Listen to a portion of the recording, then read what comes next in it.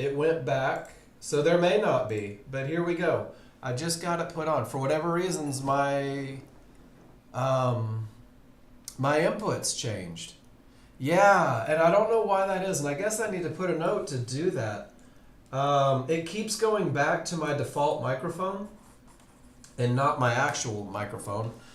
Um, so I have to figure out how to change the default settings in there. But we do have volume now, so my apologies about yesterday and any other one that's not there. But I can see everything going up and down right now. So I can actually see this showing me that the input's coming in. I do apologize. Here's the cool thing, is if there was something specific that you wanted to go back and see on that video, and you're like, dang it, there's no sound, ask the question again today. We'll repeat it. We will repeat it. So my apologies, but we appear to be good to go. Guys, we're going to focus on chart reading this morning. We are going to talk about advantages. And that's it. We're really just going to talk about advantages. And we're going to talk about a pattern that creates the advantages that we need to enter a trade. And what you'll find is that chart reading is about 90% of your day. There's a lot of waiting in chart reading, or in day trading. There's a lot of sitting on your hands doing nothing, playing video poker or Scrabble or whatever your thing is. And about 10% of your day is actually trading. So on any given day, if you spend 6 hours in front of your computer, you're likely to trade somewhere in that 36-minute range. And that even seems a little heavy. But once you can read your charts, you're gonna understand some really cool things. You're gonna be able to pinpoint where the market is most likely to continue. These points become entries. Trading with the trend, trading with advantages, just pinpointing where that trend is most likely to continue from. Then you're going to understand where the market is likely to go. This is going to help you build targets. And then finally, you will understand where the market is likely to stop. And we call these termination conditions. And guys, these are going to work their way into your day every day. Understanding these are going to keep you from trading into trouble, places where the market may stop or the trend may end. So this is our goal. Let's become chart readers before we become day traders, and we're going to keep it as easy as possible, as simple as possible. 3 rules is what it takes to enter on the high probability trend trade. Each rule creates an advantage. And down here in yellow are the advantages created by the rules. Rule 1 gives you momentum, Rule 2 gives you a clear path, and Rule 3 is designed to get you into the market with the least amount of risk and the highest profit potential. And these advantages, these are the recipe for a trade. And what you'll find, once you accept it, if you choose to, is that a trade has nothing to do with your desire for wins. And your trade has nothing to do with your upcoming bills. And a trade has nothing to do with your opinions about what the market should do.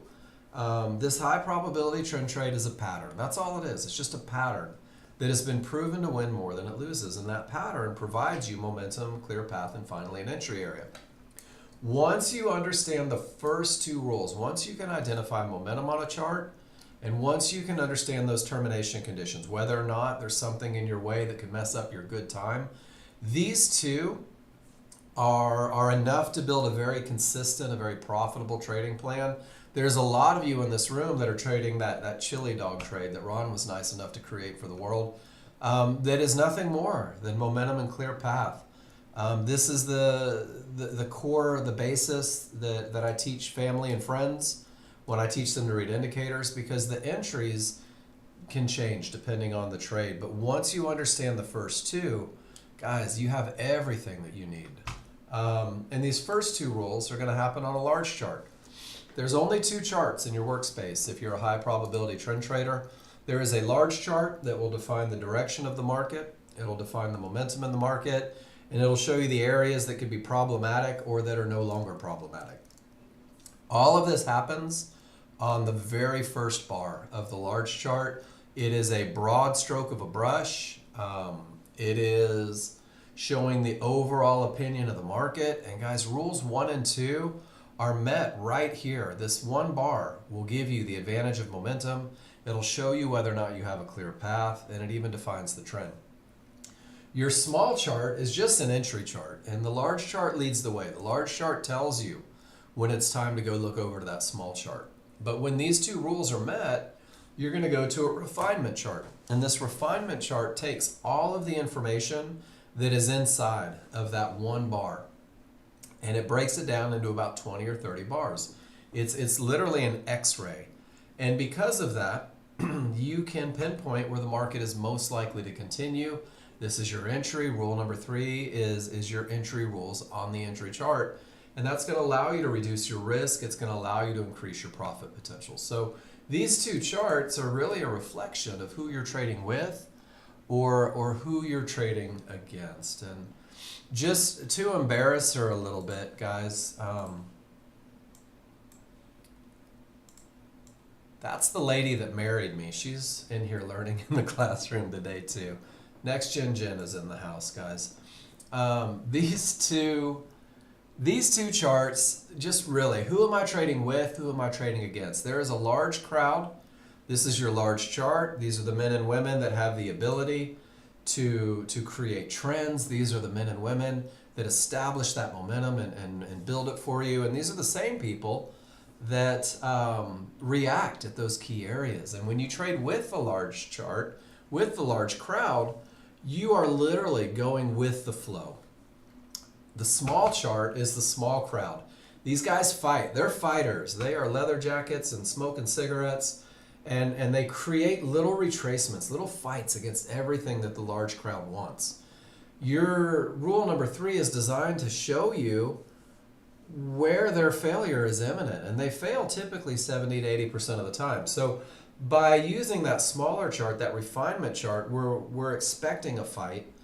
We're deciding exactly through our rules where that fight is most likely to end and where that overall trend is most likely to continue. So it's important that you understand where the rules are coming from. Trading with the large chart, and this is nothing more than an entry chart. Don't let the small chart seduce you. And there's a path to getting to where you want to be. One of the most, yeah, I gotta help heckling. Ron, you're so good at it. Do you need help? There's a path, guys. There really is. And it's the same path for everybody. I mean, true story. There's two things that you need to do to really get solid on your chart reading, to really get confident ASAP. It begins with learning the trigger line and the Fibonacci rules for when it's okay to trade. Based on some conversations we had yesterday, I want to elaborate on this real quick. Learning the rules for when it's okay to trade, guys. What that means to you is you need to not only know that you need momentum, you need to know what momentum looks like, and you need to be able to identify it, and you need to be able to identify it quickly. You understand that you need a clear path, but you've got to know the recipe, and I'm going to give you the words that you need to say out loud to understand whether or not you have a clear path. And the same with entry, guys, and what you'll find is that being able to say these are my rules, and then being able to say these are what my rules look like, and this is how I identify them, that's going to be the difference. So we're going to learn the rules. We're going to break them down individually. I'm even going to give you everything you need to study them. You can simulate, practice, get in there and make some mistakes, guys. Take trades, take pictures of things that you don't understand. But this is the first step. Post them in the room. And not just your trades. Post your questions. Post your observations. If you see a pattern you're unsure of, take a picture, drop it in the room. If you're wondering if a line is a termination condition, take a picture, drop it in the room. If you think you see momentum and you're not sure, take a picture, drop it in the room. The people that post the most, these are the people that are going to get to where they want to be. And what you're going to find is that you have this incredible desire to not post in the room, because your brain's going to say, what if I'm wrong? What if I post in the room and it's not the right trade? Everybody's going to laugh at me. Guys, nobody's going to laugh at you. Everybody in this room makes mistakes. It's the people with the courage to put themselves out there, to post, to get that little private session with me each and every time they do. These are the people that are moving forward faster. And then we're going to simplify. We're going to talk about one trade initially, and that one trade opens the door for the rest of the trades. One of my favorite quotes is that the high probability trend trade probably isn't your get rich trade, but it's the one that opens your eyes to the advantages that are going to allow you to see your get rich trade, that are going to allow you to build your own personal plan. So you've got to know what looks you're going to commit to, and you've got to learn the Fibonacci and trigger looks so they become easy. This is the second step in becoming confident ASAP. It's using the spreadsheet that Nexgen gave you when you downloaded the software. It's the same spreadsheet that I'm going to drop in the room right now. You can download it. You can slide it over to an open space on your desktop, into a file, whatever you want to do. But guys, now you have the spreadsheet, the most current version, and I update this thing almost every day. Your first tab is trade tracking, and this is where you are going to be able to take everything that you do in the market, every time you enter, every time you exit, you're going to drop it into the picture slot. There's a picture how to annotate for the best feedback, meaning that every time you take a trade, you should be talking about the rules. You should be talking about momentum, path, and entry. And you should write that on there, because what you're going to do is you're going to come back and study all the pictures that you took the next day. So fill it out, get those pictures, and there's how to paste them into the spreadsheet.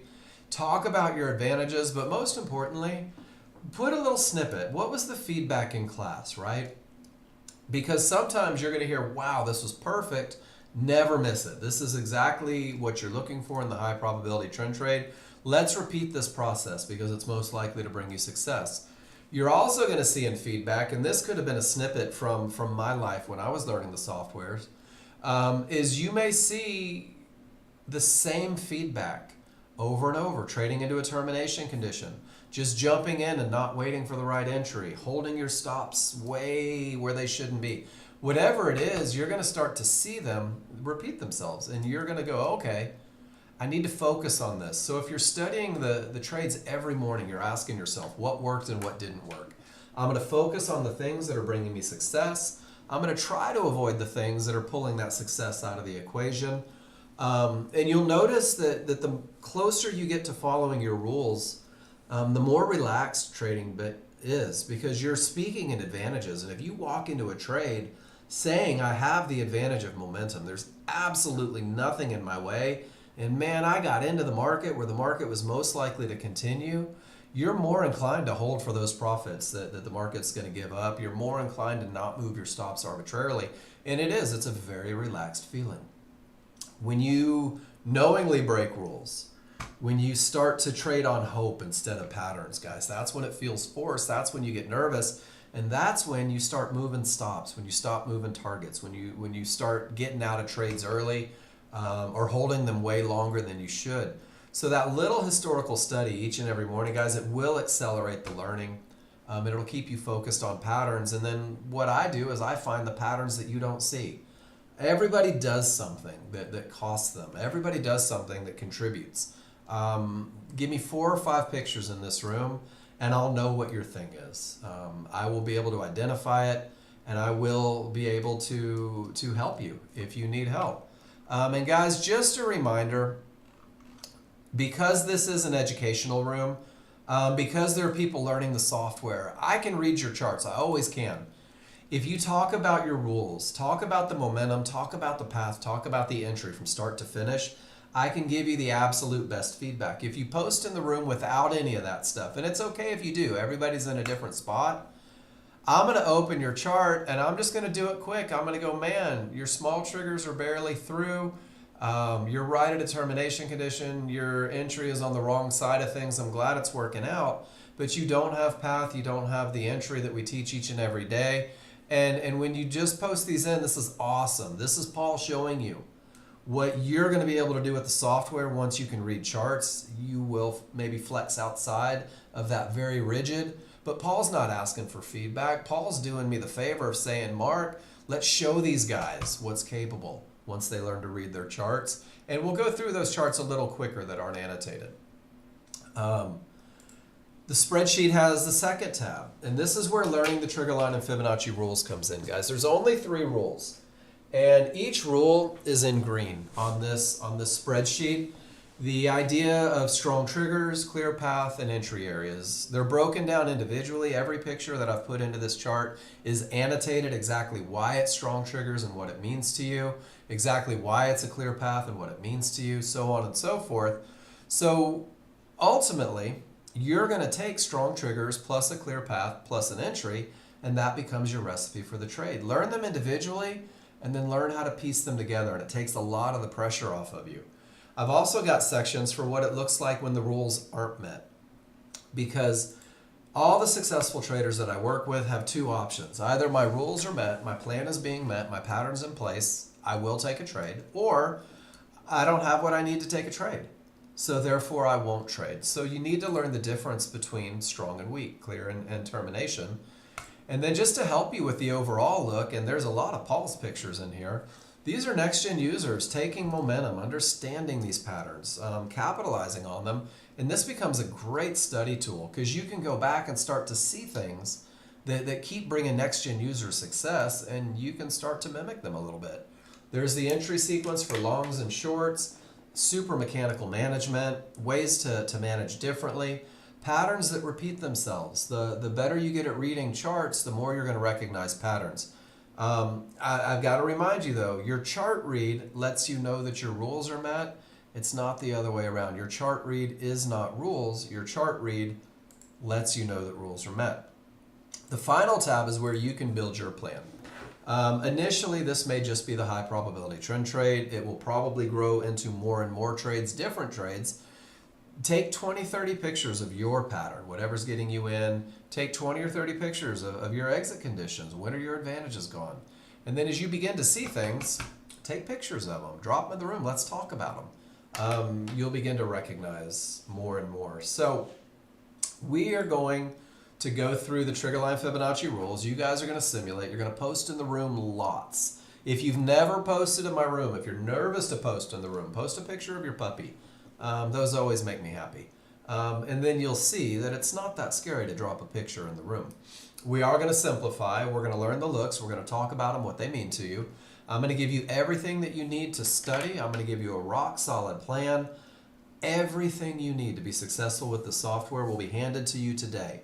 The only thing that you don't have, and the only thing that Nexgen can't provide, is the repetition to be very comfortable with it. The repetition to make these looks easy. And that's on you. That's exactly what you're going to do. You're going to take a lot of pictures, you're going to ask a lot of questions, and eventually this intimidating, overwhelming idea becomes very, very easy. But by the end of the second or third day with me, you will know that this works. You'll know because you're going to be able to study the patterns, and that you're watching people every day in different time zones, different parts of the world, finding success with the same software that you have. So what are we looking at? Let's start with just hey, here's your roadmap. There are, on every chart you look at, small triggers and large triggers, guys. There are small triggers, which are these solid lines. They're a fast-moving average. It takes two trigger lines to create the small triggers. They work together. And then there is the large triggers, the dashed line. They're a slower-moving average. There we go. Aw, so cute. I like it. The large triggers are a slow-moving average. And they look the same on every chart, whether it is a large chart or a small chart, a range chart, a month chart, it doesn't matter. Small and large will always be small and large. You're going to use them initially to define momentum for rule number one. You're also going to use them to understand whether or not you've reached one of those termination conditions, whether or not you're trading into areas. The trigger lines tell the story. So make sure you know the difference between the two, because they will come into play with everything that you do. And then both charts will have areas. On the large chart, those areas are going to define trouble. On a small chart, those areas are going to define entry, but they have the same names. There are divergence lines. There's a magenta line from a high, or a cyan line from a low, pink and light blue. When momentum doesn't follow price, when your price bars go up and down and momentum is dragging its feet, you're going to see a pink line coming off that pivot. So anytime you see a divergence line, I want you to say to yourself, okay, there was a loss of momentum here. You will see a negative number print, guys. It has no bearing on anything. It's just a byproduct of the calculation. It's the pink line that you're looking for. You're going to see Fibonacci resistance, the red lines, Fibonacci support, the blue lines, yellow one-to-ones, as well as a mid-band. And the mid-band's the only one that squiggles. The rest of them are all horizontal running lines. And you will see them on every chart. So now we're going to learn how to use them. We're going to start on the large chart because the large chart leads the way. And the large chart is going to define trend, momentum, and areas. And we're going to let it define both trend and momentum with rule number 1, those strong trigger lines. And here's the easiest lesson that you'll ever get. If the background on the large chart behind the first bar is green, you're in an uptrend. And you're looking for rules to be met for high probability trend trades long, going with the large crowd. If the background is red, you're in a downtrend and you're looking for rules to be met for high probability trend trade short, going with the large crowd. And this is about the easiest lesson that you'll ever get. If you're colorblind, and yes, I do get people that are colorblind every now and then. When the small triggers break above the large triggers, that's what paints it green.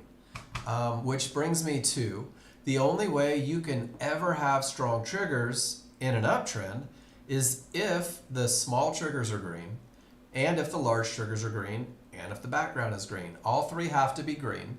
And then your small triggers break above and away from the large triggers. The large triggers need to be wide open in the direction of the trend. And then it's that space that's created right between the small and large. It's that gap. And look at it. It looks like scissors that have just opened, ready to cut.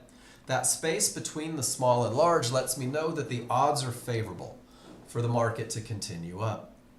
In a downtrend, it's the same story.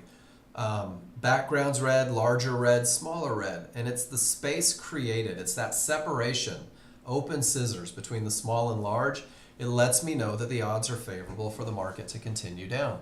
So odds favorable momentum is your first advantage. Strong triggers provides momentum, but not just momentum, odds favorable momentum. You're going to see it annotated on charts, OFM, and this is probably going to be the core of everything you do, looking for a market that has the potential to push in the direction of the trend.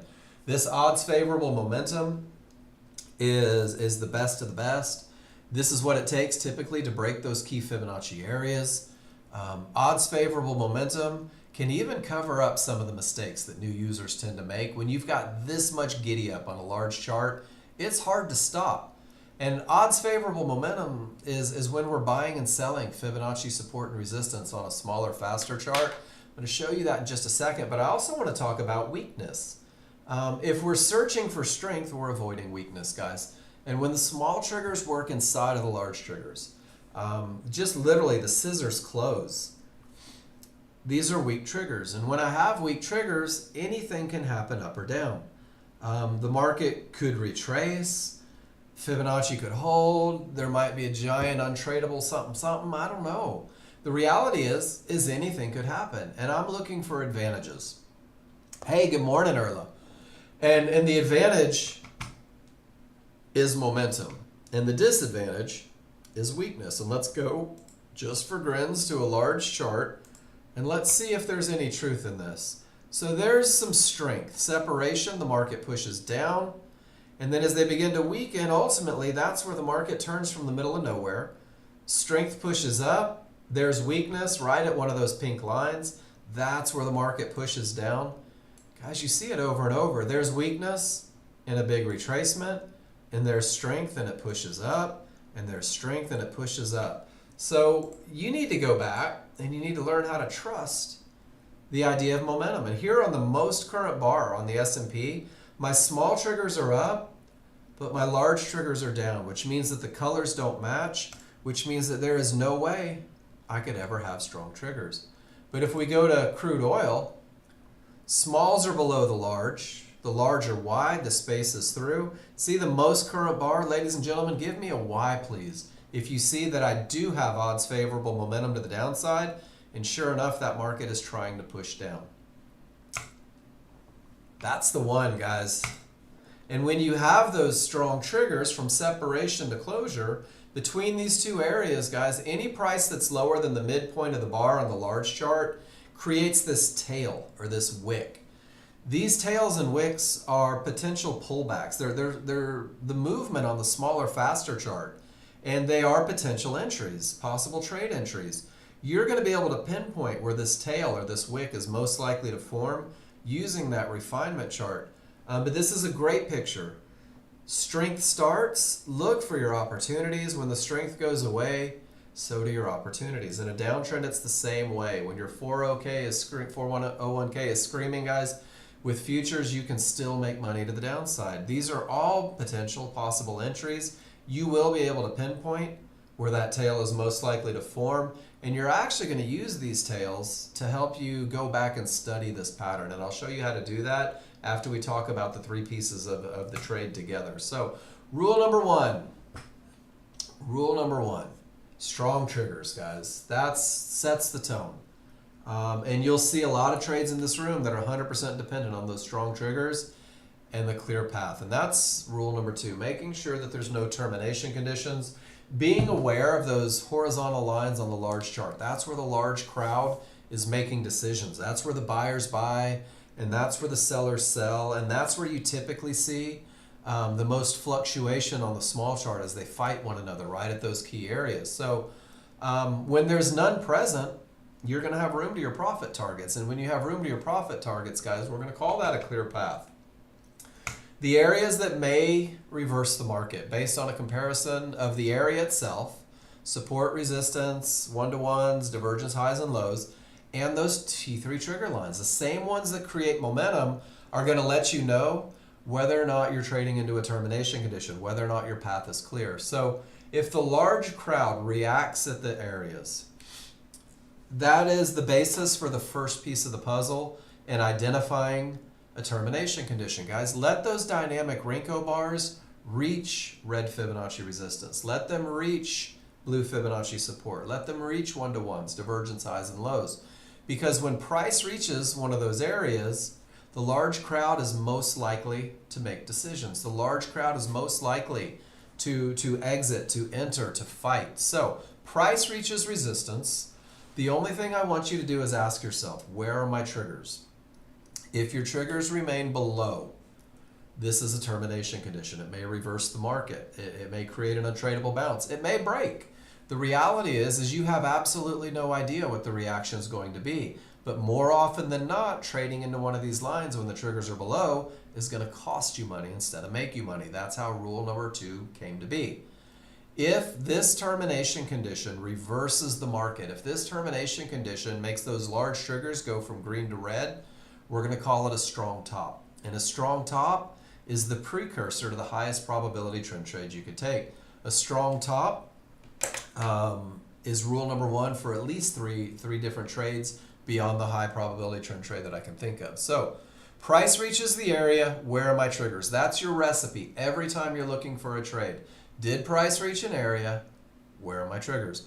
And then it pushes down, the sellers take over, the market is screaming, maybe you got in, maybe you didn't, and it reaches the blue line, and now decisions are going to be made. The decision might be that all of those sellers exit their position and open the door for the buyers. The decision may be that the buyers and sellers are going to fight for supremacy for the next hour. Or the sellers may just push all the way through. You'll never know what the reaction is going to be. So if price reaches support, you just ask, where are my triggers? If the triggers remain above, it's a termination condition. No reason to trade into that area. No reason to hope, guys. The more you study this methodology, the more you'll realize how precise it is and how you don't have to take these chances, how you don't have to try to predict what's happening, but rather you can just trade what is happening. So price reaches, triggers remain above, no trades into the area, rule number two is not met. Guys, once price reaches, we're done with price. The triggers tell the story.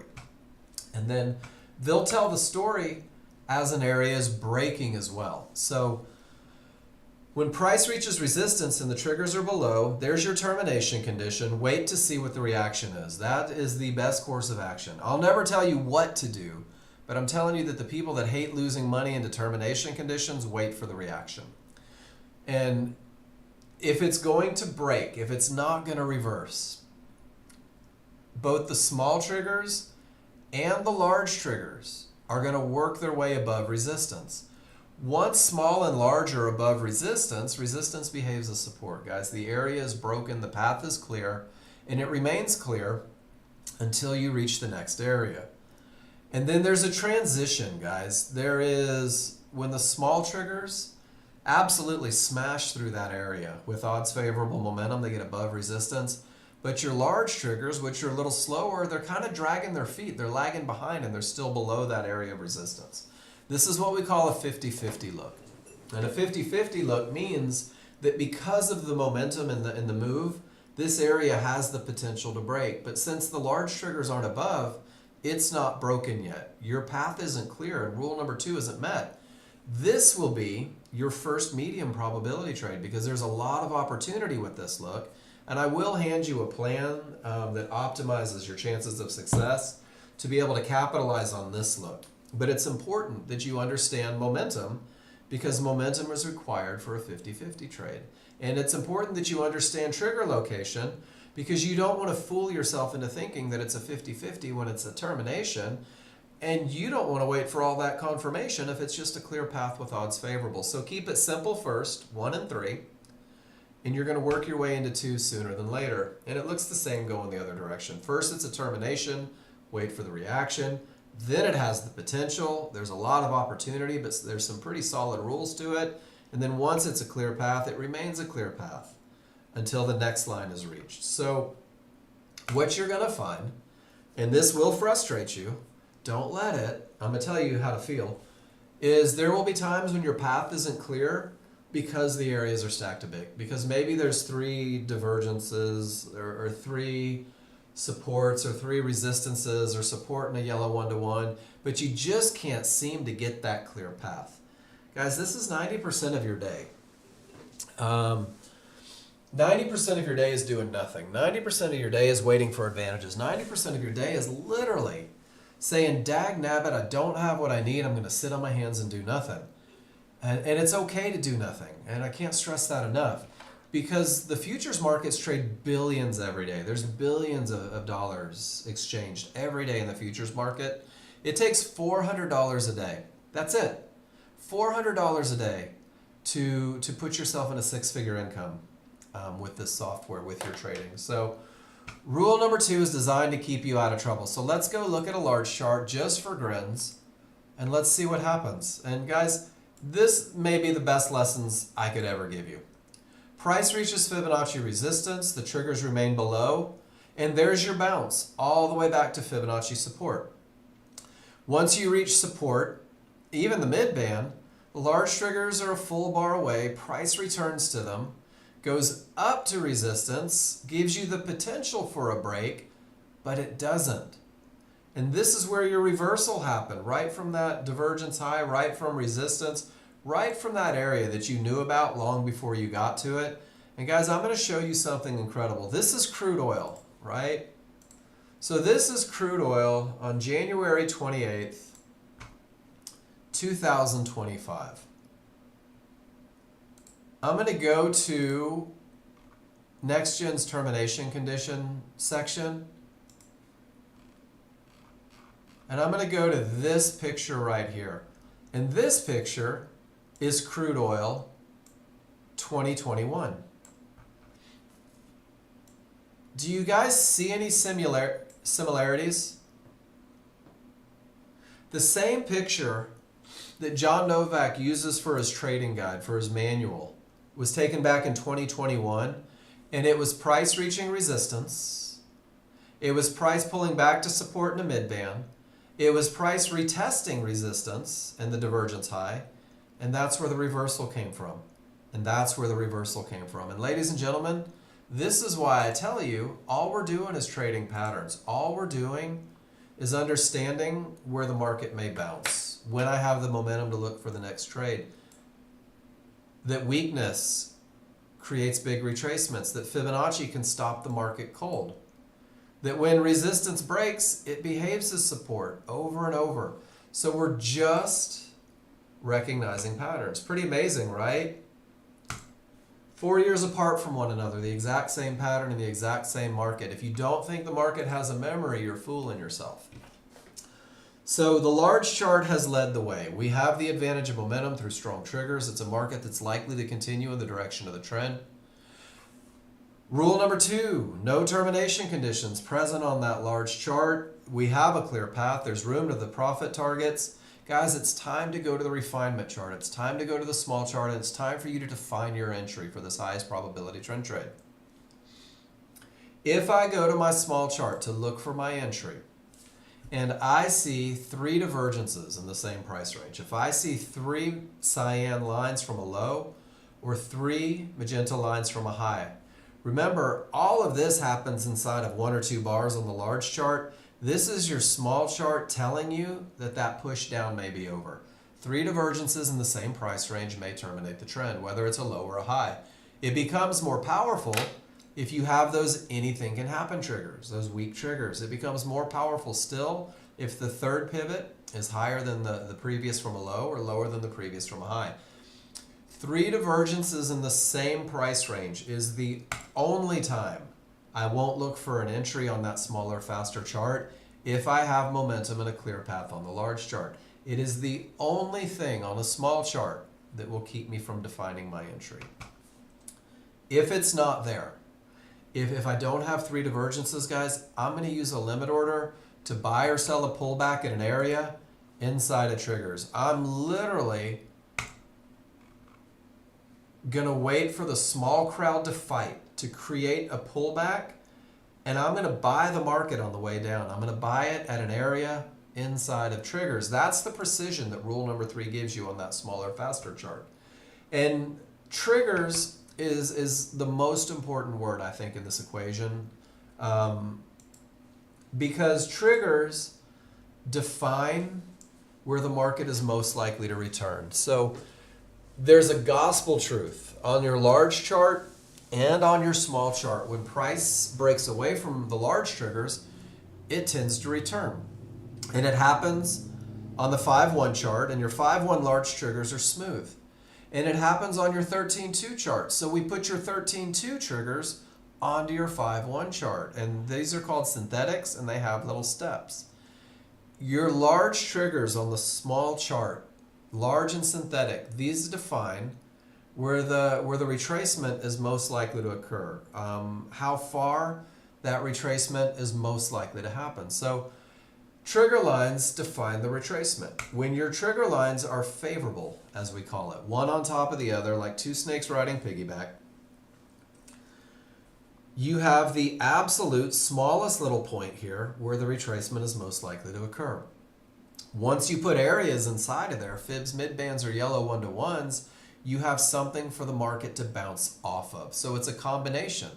It's buying or selling the pullback, that retracement, which is defined by the triggers. You're buying at an area, fib, midband, or yellow 1-to-1, right inside of that retracement zone. And guys, the precision is pretty rad once you get going. That's right, I said pretty rad. There's my 80s falling out.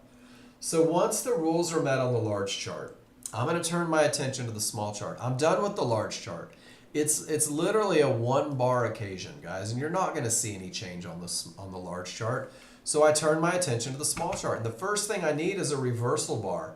Everything is screaming up. The momentum is strong. The path is clear. And guys, I want the small crowd to fight. I want that reversal bar. I want a down bar after all of those up bars. And the reversal bar is not your entry. You're not hitting buy now when you get the reversal bar. You're saying to yourself, all right, the fight is on. Here comes the small crowd. The retracement has begun. Let's define where that retracement is most likely to go. From the top of the trigger lines, larger synthetic, to the bottom, this big white box, this shows me where the retracement is most likely to happen. This shows me where the down bars are most likely to go. And the tighter they are on top of one another, guys, the more accuracy there is. Once I define the retracement zone, I also have to define the bounce point. And the bounce point are going to be areas inside of those triggers. Fibs, midbands, yellow 1-to-1s. And look at how small the box got. From potential retracement zone to potential bounce point, guys. This is where the precision comes in. You have literally defined where the market is most likely to bounce and continue in the direction of the trend. You have pinpointed where the small crowd is most likely to fail 70 to 80% of the time. Your job is to study this pattern and trust it, so you have the courage to right-click on your smaller, faster chart to activate a limit order. Buy limit 2, about 2 ticks above the highest point of support inside of those triggers. And then you've done all you can do. You've followed your rules. You've activated your limit order. Now you have to wait and see if the market wants to give you an entry. And if the small crowd pushes down to that limit order, guys, you are in the market with odds favorable momentum. You're in the market with a clear path. You're in the market having pinpointed where it's most likely to continue with that trend. This is your high probability trend trade entry, guys. So you've got to learn the recipe.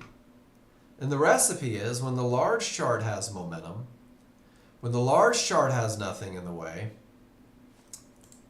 I need to wait for a reversal bar. It signals the beginning of the pullback. It's not my entry.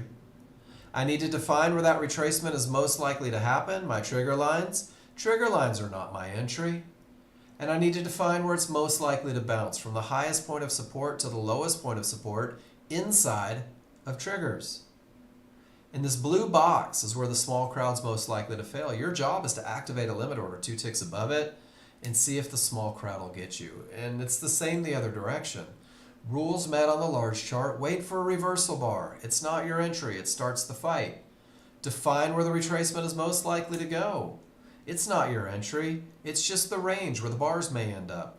Define the point inside of triggers, the area inside of triggers most likely to create the bounce, and get your limit order 2 ticks below that area.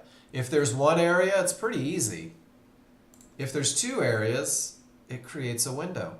But the one thing you've just done by defining where the market is most likely to continue, you know that anything on the wrong side of the triggers, on the other side of that retracement zone, that's not where you want to be. That's where the market shouldn't go. Any line outside is not a part of the entry. Any line above those triggers is not a part of the entry, guys. This is where the market should not go, and that's actually where your first stop is going to be placed. That's the precision this small chart gives you. You're going to have so much confidence that the market is most likely to continue from the areas inside of those triggers that you'll put a protective stop 4 or 5 ticks above those triggers, and you'll say, you know what, small crowd, if you don't want me to win this trade, you're going to have to come get me. You're going to have to do the work. You're going to have to push beyond all those places where my advantages are, and this is where I've lost it. And guys, anything that wins 70 to 80% of the time will hit that stop 20 to 30% of the time. It's a cost of doing business. So it's not about whether you win or lose. Guys, it's whether or not you followed the rules and had the advantages. But the great thing is, more often than not, you're going to get a reversal bar in the direction of the trade. You're going to get a reversal bar. And that reversal bar says, hey, guess what? Where the market shouldn't go is now 2 ticks above that reversal bar. The market shouldn't go 2 ticks below that reversal bar. And you're going to be able to reduce risk, guys. So your whole idea behind pinpointing entries, it sets you up for management. So you've got to learn these patterns. And the pattern that it starts with, I would say, is identify the trend. Is the market going up or down? Choose to trade with that trend. When you have momentum, smalls above, space between, you know rule 1 is met. You know that that market is likely to continue in the direction of the trend. I'm going to take a picture for this one real quick. So I'm going to define the trend, and I'm going to look for momentum. And this is just a flow chart. If I have momentum, do I have a clear path? Are my trigger lines above those areas? Guys, this one has the potential to break. It's not broken yet. But look at that tail. Guys, you're making the decision to trade right here at 97.05. You're making the decision to trade when the small chart is all the way up here. And for a lot of you, you're thinking, man, Mark, there's only 8 ticks to get to trouble. And there's only 8 ticks until you buy a pullback at an area inside of favorable large triggers. And then suddenly, from here to here, there's 38 ticks. There's $380, not just $80. And your risk is reduced because you wait. And the distance to your profit target is increased because you waited, because you followed the pattern. And guys, here's the cool thing. A lot of you are going to let yellow 1-to-1s scare you out of a trade on the small chart, and you've got to remind yourself, terminations are defined on a large chart. You're going to let small triggers turning against you scare you out of trades on a smaller, faster chart. You have to remember, momentum is defined on the large chart. The only thing the small chart is doing for you is it's defining where the market is most likely to continue. And you can study this pattern and build trust in this pattern. If you scroll back on a large chart and find those first two rules met, circle a tail if you see one. See if it lines up with an area inside of favorable large triggers. If it does, guys, you have the highest probability trend trade you could ever take. So let's just circle this one. This is the potential to break, all the momentum, everything's going up, and just circling that tail, I'm going to go to a smaller, faster chart. I'm going to rewind. I'm going to find that circle. And it pulled right back to support right inside of triggers, and it stayed inside of that zone. Ladies and gentlemen, there's your pattern. There's your pattern. And it repeats itself every day.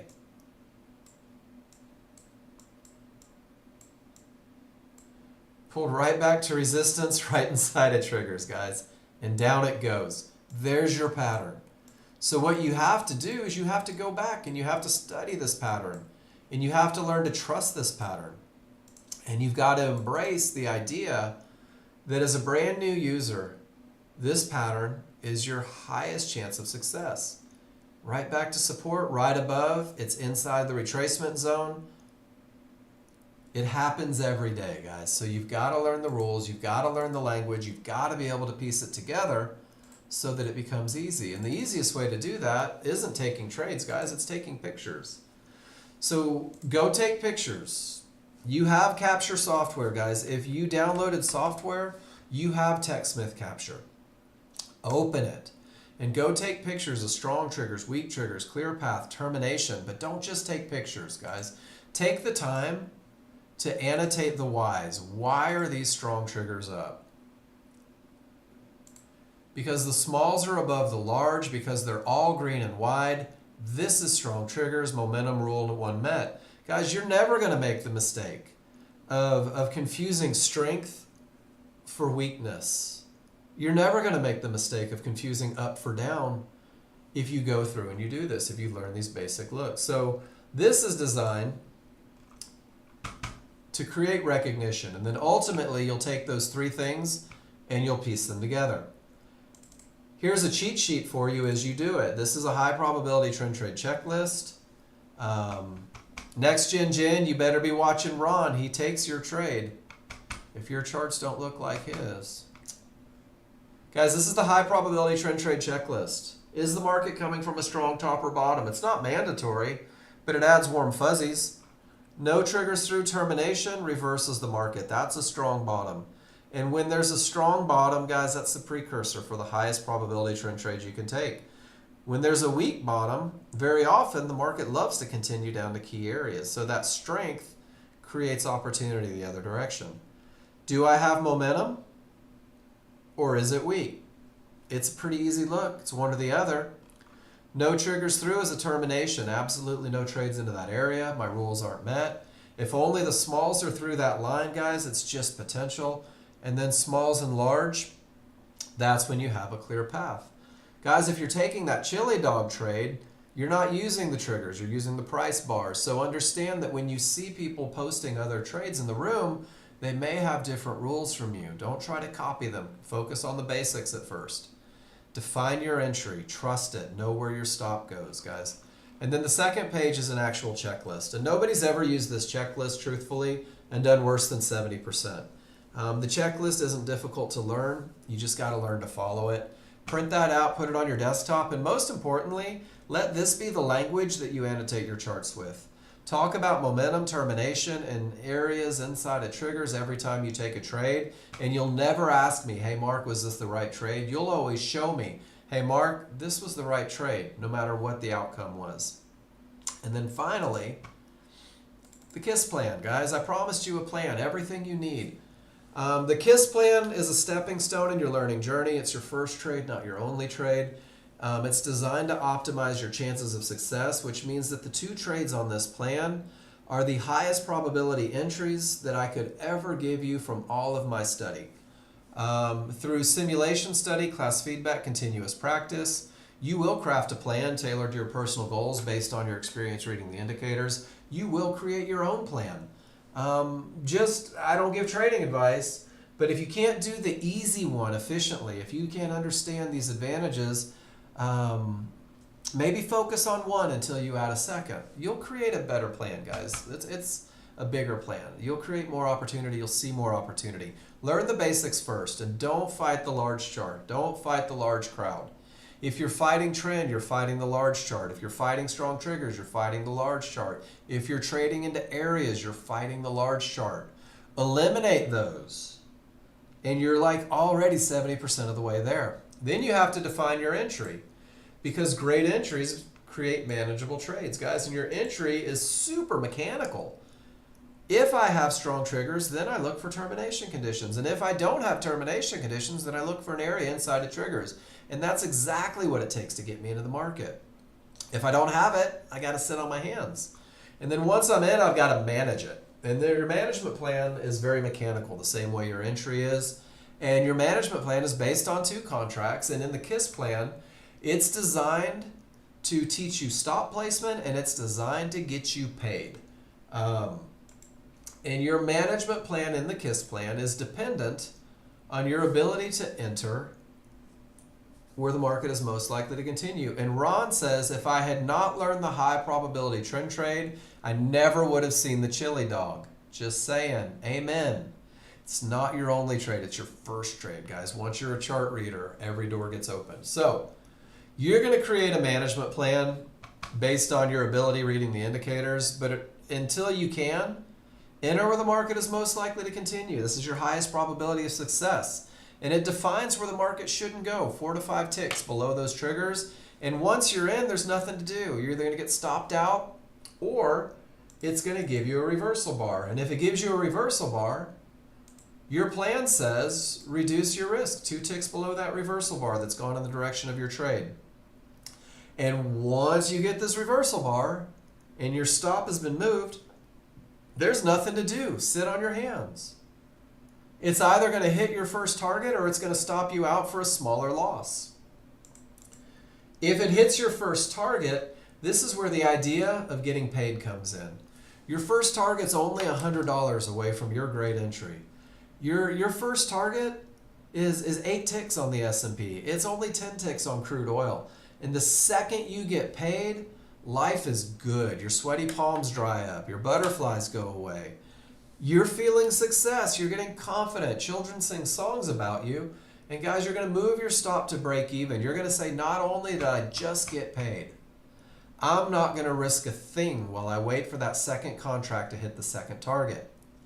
And you're either going to get stopped out, break even. This may not be the best stop, but you'll fix that when you learn how to read your indicators. Until then, you're either break even or it's payday. And your second contract is only $200 away from your amazing entry, which means one trade puts you at $300, which if you do that every trading day in a year is a $75,000 a year. Throw a break-even trade in there. Suddenly you're at 6 figures. Get comfortable with your chart reading. Double your contracts. Turn it into 800. Let's go to 6 figures twice. Guys, base hits pay. $100 trades, 4 $100 trades is 6 figures. Everything doesn't have to be a home run, but when you start studying a little bit, when you start recognizing patterns, you're going to start understanding that with odds favorable momentum and a clear path, maybe it makes sense to let that last one run down to the Fibonacci area. Maybe it makes sense to turn that last contract into a $700 winner. And I can tell you guys, I took this trade in this picture, and with this look on the large chart, it absolutely went to my second target. So that's your high probability trend trade, ladies and gentlemen. Those are your rules. Those are exactly what they mean to you. You have 15 hours every week for a private session with me. All you have to do is post in the room. You can simulate, you can practice, you know the looks, you know how to study them. You have a place to study them, to go back and look at them. The only thing that you don't have is the repetition so that it's easy. That's it. Recognition comes through repetition. So I'm dropping a zip file right now. That's everything that we just talked about. That's my PowerPoint that I used to teach. That is the KISS plan, chart reading 101, high probability trend trade checklist. It's even that daily goals reminding you that you don't have to hit a grand slam every time you take a trade. Focus on getting paid as a brand new user. It's also got a Word document in there called Trend Trade Simple, TT Simple. And guys, I built this with the brand new user in mind. This is 2 pages telling you how I teach, what you're looking for, that momentum and path are the core to everything that you do, rules, where to find them, your indicators, and then the high probability trend trade all the way down to being able to study it. That's in there as well, guys. You have everything that you need. So now we're going to work our way into the second hour. I'm going to take about 5 minutes. And when we come back in the second hour, what we're going to do is we're going to look at everything that you guys have posted. We're going to answer every question that you guys can ask. And you're going to recognize that weak triggers at a fib creates a big ugly bounce that if you thought you would arbitrarily enter in an area that's not inside of triggers, you just got run over. That's no fun. Learning to follow rules is what we're doing. So guys, I'll be back in about 5 minutes. Post pictures if you have them, ask questions if you need to, and then we'll start going over your pictures when I get back. I'll see you guys in 5.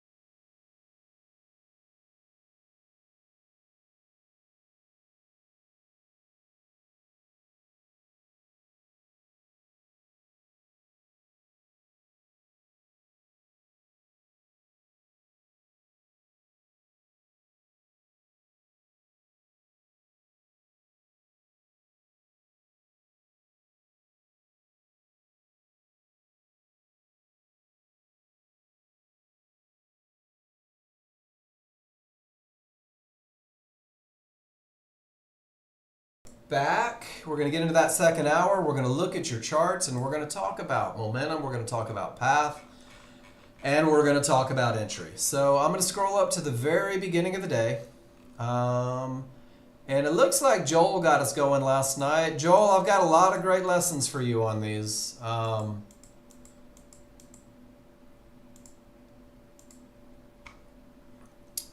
And let's see what we have.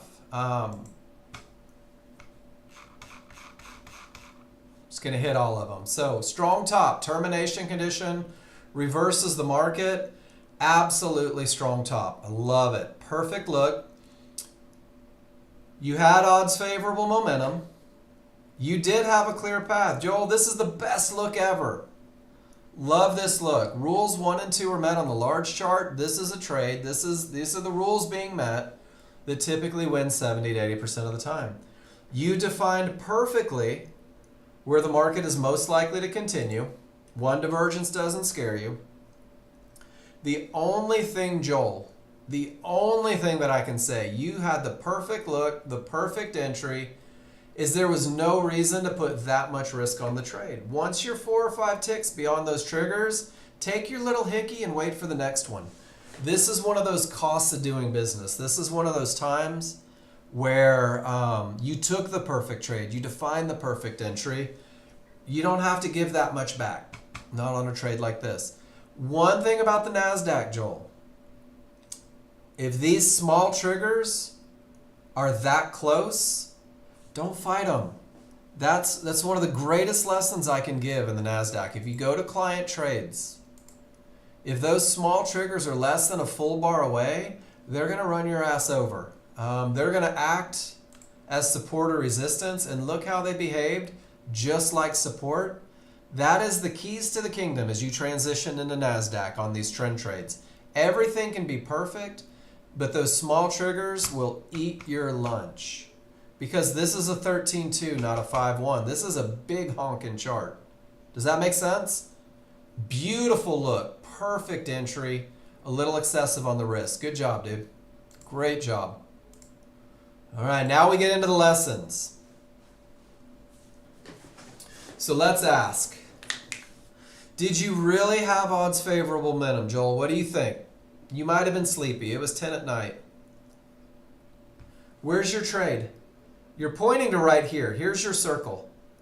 So you had weak triggers. Exactly. This is weakness. Anything can happen up or down. Did you notice that you were also trading directly into yellow 1-to-1s with weak triggers? So, yeah. So when I'm talking to myself, when I'm like, all right, self, how do I feel about this trade? Let me go through my checklist. And I like doing this. I think everybody should print one of these out and put it on their desktop. And if I ask myself, and I'm being honest, and I say, hey, do I have momentum in its weakness? I have to say no. And if I say, do I have a clear path and it's a termination? I have to say no. And then what happens when you start talking out loud, do I have what I need? You have to say, holy crap, my large chart is giving me nothing. Don't be seduced by that siren song that is the small chart. So on this particular one, you did have an area inside of triggers, but you had absolutely nothing pushing the market, and you had everything in the way. And Joel, this is one of the lucky ones, but this is the one that's probably going to lose more than it wins. So when you annotate a chart, I want truth in advertising. When you annotate a chart, I want you to be 100% truthful with yourself, because very often your brain is going to say, hey, if you write odds favorable, if you write clear path or 50-50, your brain believes you 100%, and it's going to pull you over here to look for that entry. So new users and even experienced users, when you write on your chart, don't write what you wanted to have happen. Write what is actually happening, and what will happen is you'll start kind of omitting these maybe trades. So odds favorable, and this is a 50-50 look, right? The large are still above. The smalls are below. But you're using one of those chili dog looks. Do me a favor. Momentum, path, momentum, path. I love it. That's the chili dog. You nailed it. What's the trouble? Are you saying get out on the close of the bar with divergence? Or did you just magically know that 21,290 is where the reversal was going to come from? I just want to make sure that I understand your exit strategy. Was it the reversal bar that closed on the wrong side because it's a momentum trade and that signals the end of momentum? I love this look. I love everything about it, Joel.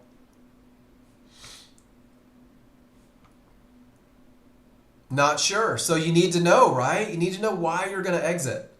So let me show you a cool picture that helps with that.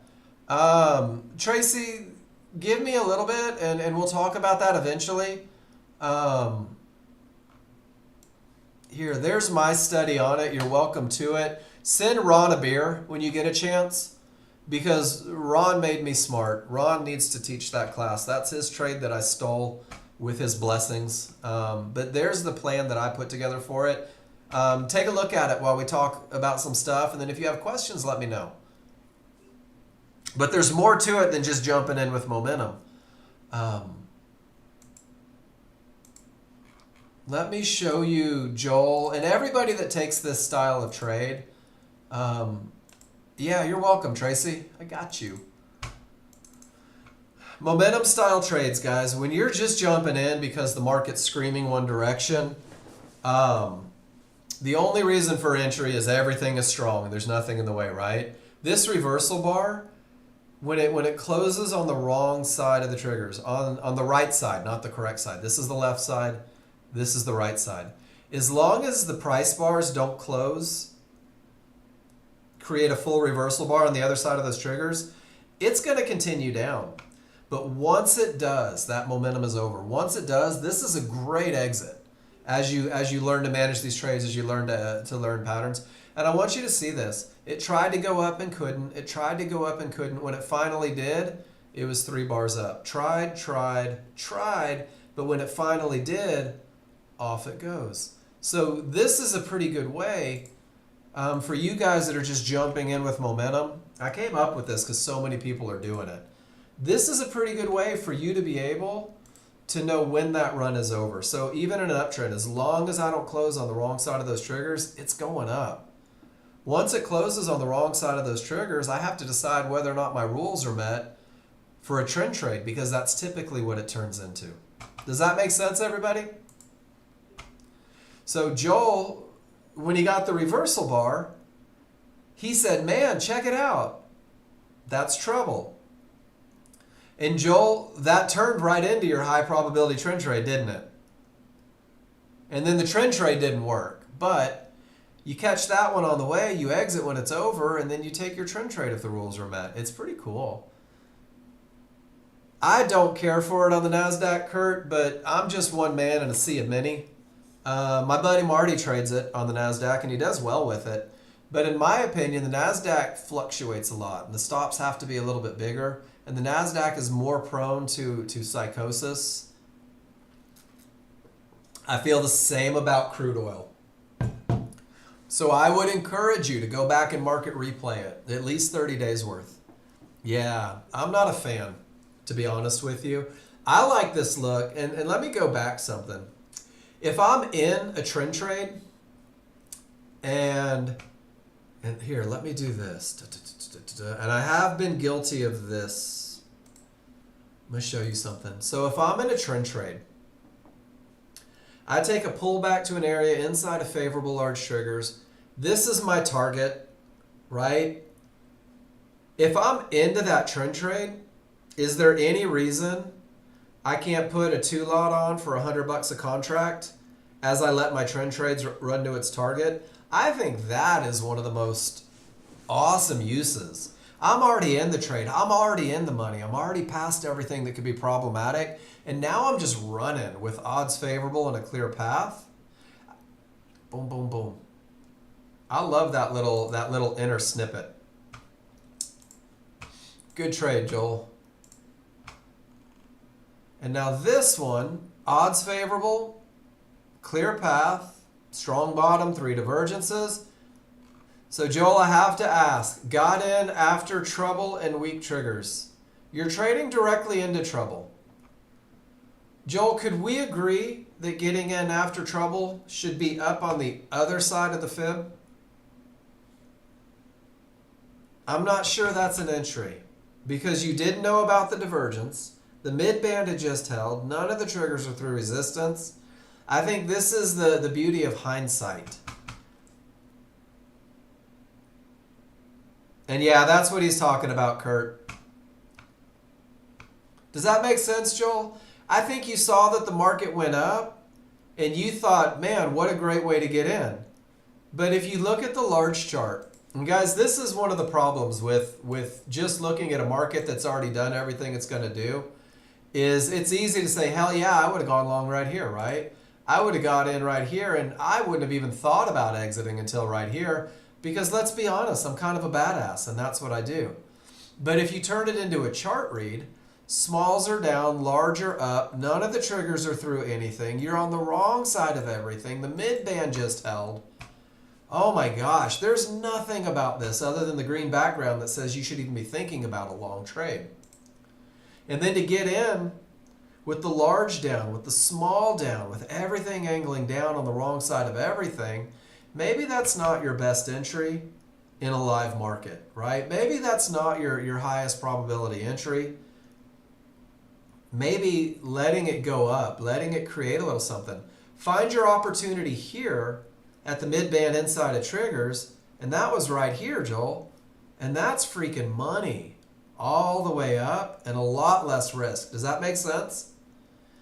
It's that little patience piece. It's that 90%. Dude, I tell you, you had the right idea, but it's easy. Let me show you what your brain's going to do. If you take a picture of this right here, you're going to say something like, well, I know this is a termination condition and I know this is weak triggers, so I'll just arbitrarily go long right here, right? And then you're like, well, I didn't want to get out of this mid-band because I knew that it would go up further. And I didn't want to get out of this fib because I knew that it would go up further. And I didn't want to get out with the divergence from a fib because I knew it would go up further. And this was my exit. That's easy after the fact. Well, yeah, I did that. You can see it.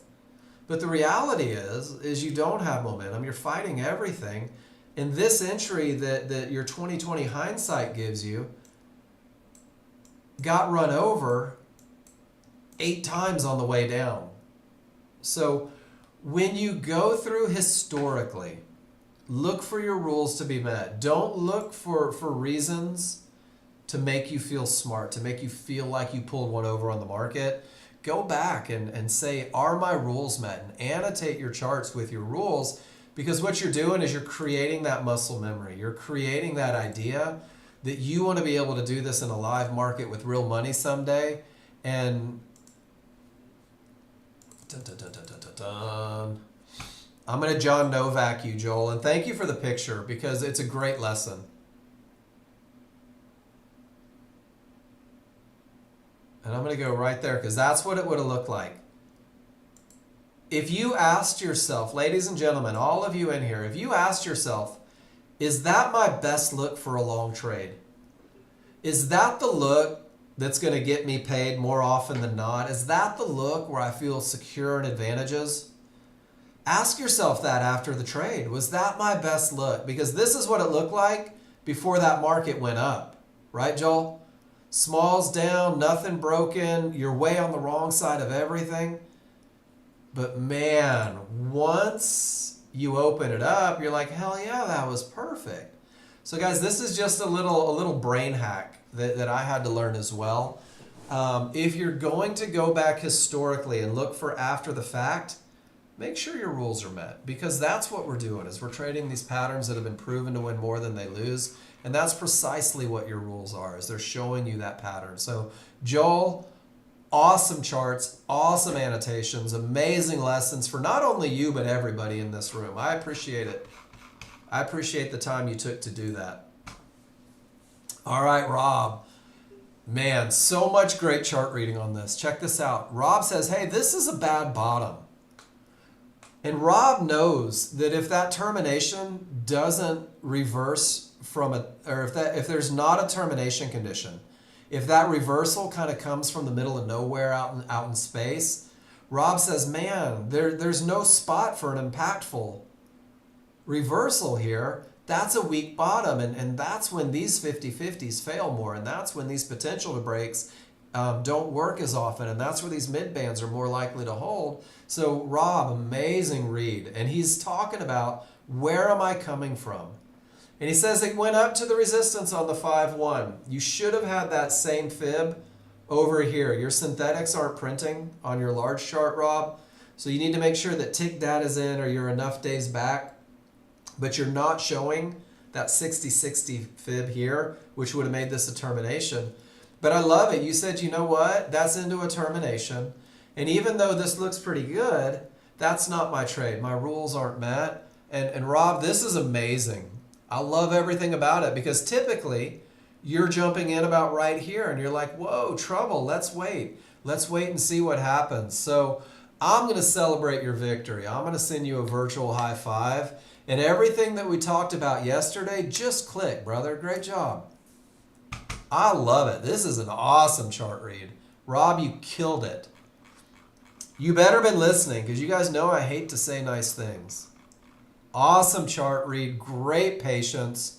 Really well done. All right, Miss Jen. Europe chapter, not Austin chapter. So guys, this is the difference between high probability trend trade clear paths and the chili dog clear paths. So Terry, are you with me in here? So on the chili dog, and guys, let's remember, decisions are made at key areas. So why do we let, this is the idea on the chili dog. I'm going to drag these out a little bit. If price reaches an area and decisions are made at this area, do you guys see? There's one of those tails. There's the top of the bar, and it's literally dissecting those yellow 1-to-1s. You can't take one of those jump-in chili dog trades because all of that dissection, all of that dissection is all of this nonsense right here. You don't want to be caught in that. So Tracy, the idea on the chili dog is that the back of the bar, price gets away from the decision-making point. Guys, this is still just a 50-50 trend trade. But once the price of the bar gets away from that decision-making point, and even more importantly, there's nothing bouncy in the way on the small chart too. So it's clear path both charts. That's a different concept. Jen says with all that momentum, there's a beautiful entry. Let me get out at trouble, and then if I get a reversal bar, I'm going to skedaddle. Tracy, that is the chili dog, and Jen, you did it absolutely beautifully. Nicely done, great patience, perfect look, awesome exit. I love it. So Tracy, that's the idea behind it. And if you try to do it sooner than you should, if you say, man, it's so strong, I'm going to circumvent, I'm not going to let the back of the bar clear, that's exactly what happens to you. You jump in right here and you just get beat up. Trust me, I know. I had to study it for a long time. All right, so here we go again. Not odds favorable momentum. Jen is professing to the world, I broke my rule. That's not the best look. And look at this. She jumps in without the momentum, and she gets the big retracement. But the one thing is that her big retracement, oh, she gets in on momentum here. Look at this. Momentum, price pulls through, snaps back. We talked about this yesterday. Marty, do you see it? This is the Nexgen momentum trade. Price pulls through, snaps back. Pulls through, snaps back. Her entry is beautiful. Her first target makes sense. Her second target, break even, didn't get hit, and it goes to it. Jen, this is awesome. Great trade. Guys, this is the momentum trade that Nexgen teaches. And here's the best lesson from this one. Do you notice that she doesn't trade into the fibs, but rather she lets price break and then pulls back to it? That sounds familiar, right? It's the same concept of the trend trade on a much smaller scale. Jen, beautiful trade. Great job on that one. All right, let's scroll up and see what we have. Bum, bum, bum. My wife hears me talk about you guys all the time. She's like, oh, that's who that is. All right, Paul. Paul says, Mark, I don't care about your tiny eyes. Let's look at everything. So there's a termination that reverses the market. That's a strong top. That's beautiful. Let's see what he did with it. He said, you know what? From a strong top, when everything rolls and it pulls back to that mid-band just below the retracement zone, I'll take that trade. And guys, look at this. This is an experienced Nexgen user getting out at $100, knowing that getting paid is why you take the trade, and then protecting his investment with a break-even stop. Guys, it's in the KISS plan, but there's a lot of people that carry that beyond, and he's just looking for continuation off of that strong top. He knows how powerful a strong top is. And then let's see the next one. This is the one that doesn't make me love you as much. He does have momentum, barely has a clear path, and he takes the same momentum trade. It's spiking, breaks through, pulls back. Look at the risk though, virtually no risk below that up bar. Actually, I do love this trade. I apologize. I thought you were taking a trend trade with this one. So, Jen, there's your trade. Same trade. You and Paul are in cahoots. One in London, one in Seattle.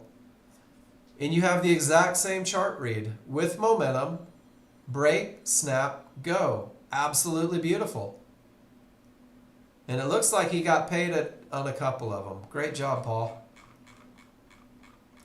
For those of you that don't know, Paul spent a lot of time in this room when it was the 101 class, when it was taught in the afternoons.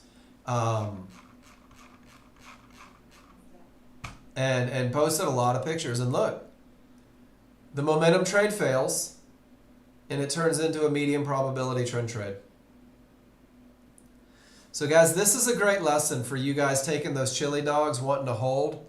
He lost 2 ticks, maybe, on the chili dog trade. Or I'm sorry, the momentum trade. Because when the momentum failed, his large chart said, here's a medium probability trade. There's a medium probability trend trade. So nice recovery.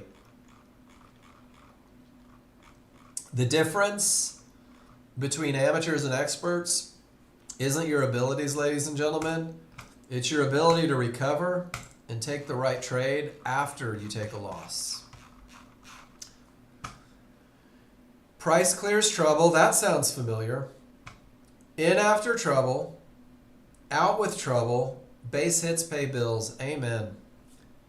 Amen. What a great looking trade. So again, for you guys that are trying to emulate this, back of the bar clears trouble. Get all that price away from the decision making point. Nothing in the way. I mean, this is picture perfect from the master himself. That was a base hit. And then look, out at trouble, let it break. Don't worry about all this nonsense. Past trouble, second base hit. So for you guys thinking about this trade, the most important thing, I love turning your pictures into lessons, guys. I'm going to try and do that more and more. Out at trouble, Ron said, I'm too good at this to hope stuff happens. I'll get back in when the back of the bar clears trouble again. And guys, this right here, that's your 90%. That's your 90%. That is my rules say do absolutely nothing right here because the next trade is coming. Ron, absolutely outstanding trading. All right, Wayne with the triple shot. Let's see what we have.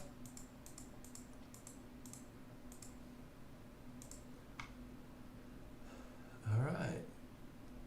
Odds favorable, clear path. So I'm not sure where on the large chart we're talking about. 21, 318, 318.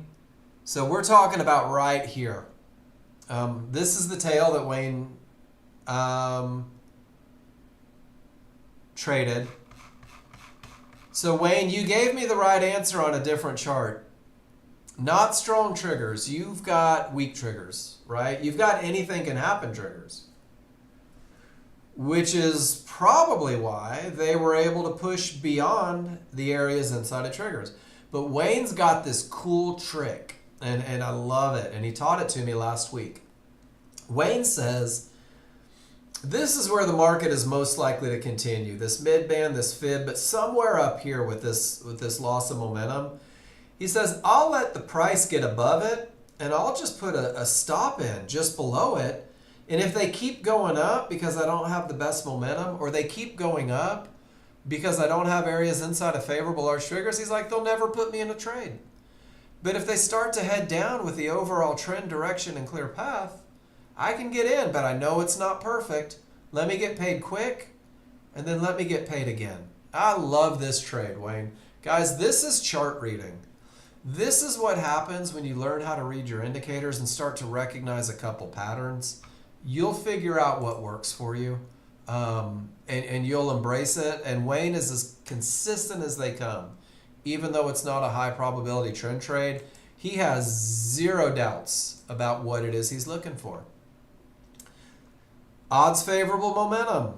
He has the clear path. Uses the same trick on the mid-band, catches it on the way down. It's on the wrong side of the triggers, guys. And once you're on the wrong side of the triggers, there's no telling. And it's exactly what it did. It bounced right back up, but he established his risk with the reversal bar.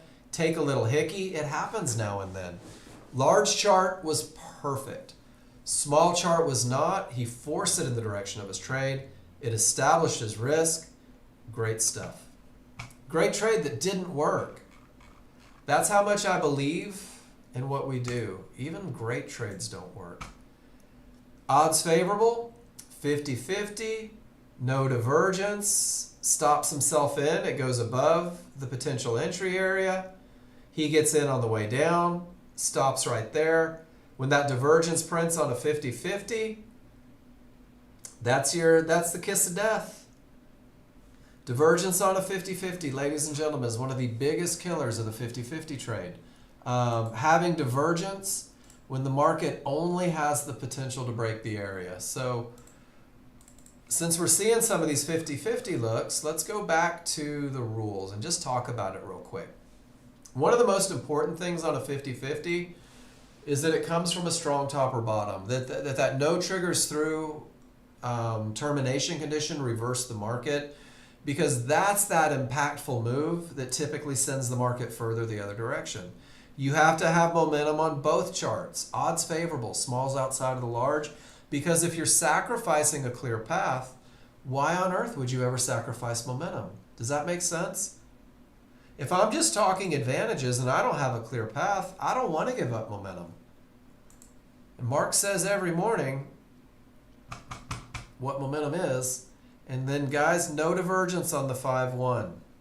That's a loss of momentum. So the rules for the 50-50 are close to the high probability trend trade, except you have to have the strong top or bottom. It's not an option. You have to have strong triggers.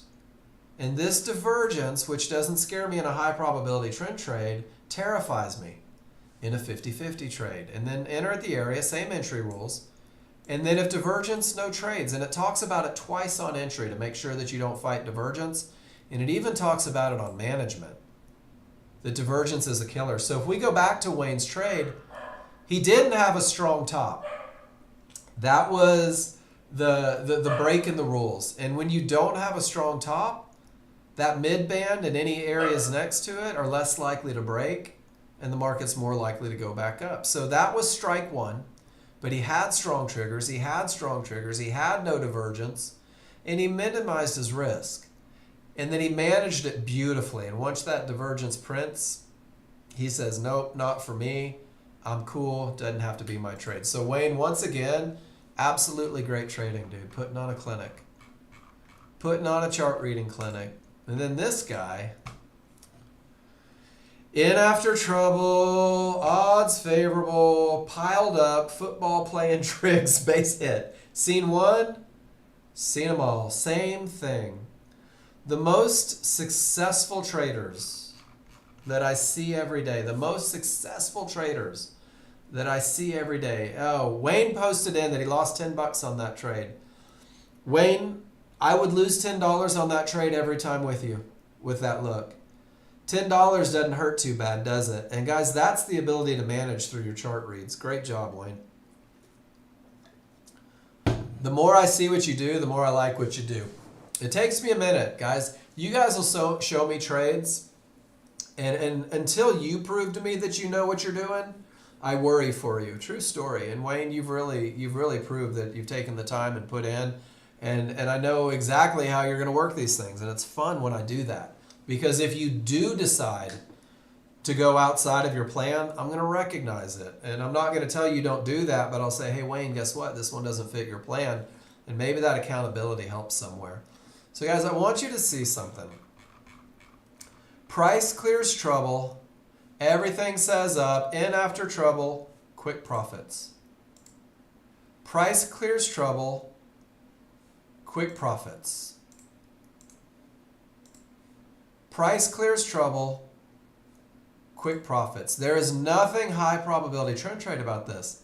But guys, this is the same look 3 times in a row. This is the same look 3 times in a row.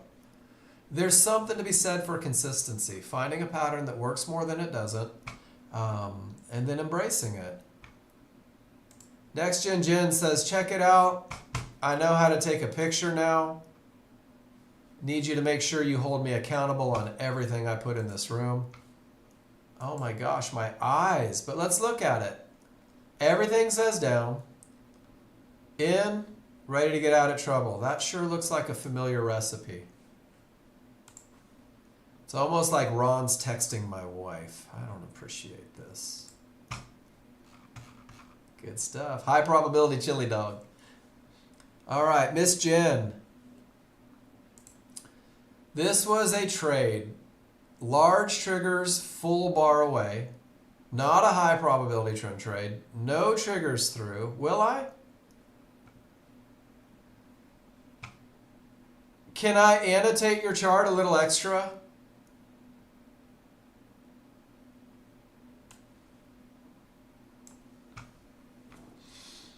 All right, so I'm going to go with the large chart read. And Jen, I want you to correct me if I'm wrong here. I don't want to put words in your mouth. The first thing you saw was a bad top. Not a term that pushed it down. What does that mean? And let me show you exactly what this means to a lot of people. When it's a bad top, that mid band, that fib area, are more likely to hold, and the market is more likely to continue up to the next trouble area. Jen, am I good there? So you looked at where it was coming from first, right? And then you said, hold on, price reached an area and the triggers were a full bar away. And guys, that is the key. Notice that she put it in all caps. Large triggers are a full bar away. Jen's been studying her chart reads and she knows that when price hits an area and the large triggers are a full bar away, hold on, you know I have a picture for it. That's what we call the gap theory. And when price pulls away from those synthetic triggers or the large triggers on the large chart and they go directly into a Fibonacci area, price tends to close the gap and go back to those large triggers. So Jen says, wait a minute, bad top, Fibonacci support, well, I'll be darned, it's likely to close the gap back to those triggers. Am I on it so far, Jen? And then I'm going to go one further. Watch this. Notice that she said that the triggers, no triggers through. So what does that mean? That means that price reached an area, no triggers through, No shorts. That's the same language for termination conditions that says don't even think about a short trade. And then she couples it with the gap theory, with the bad top. Jen says, well, I'm not just going to jump in against triggers and hope stuff works out. I'm smarter than that. I'm going to let the small crowd give me a loss of momentum. I'm going to let my small triggers roll. I'm going to get above the mid band. And then the first thing I'll do is close that gap to the triggers because that's my expectation. So I'll get paid there. And then I'm guessing, Jen, break even. And then when it made it up to the treble, you said, well, there's my exit. Jen, as much as I wanted to hate it just so you could be right, don't tell me how to feel. This is a beautiful trade with an amazing chart read, with a conservative entry, with a very smart first exit, and a beautiful second exit right at treble. But because you're such a good chart reader, I wanted to go through and I wanted to translate all the things that were going on in your head that didn't make it to the chart. I love this trade. It's a pirate trade. Congratulations.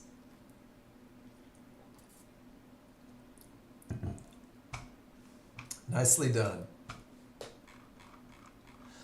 And I say it a million times, and I'm going to say it again. One of the most exciting things for me teaching this classroom is to see you guys come into your own, is to see you guys figure out your way, and just capitalize on it.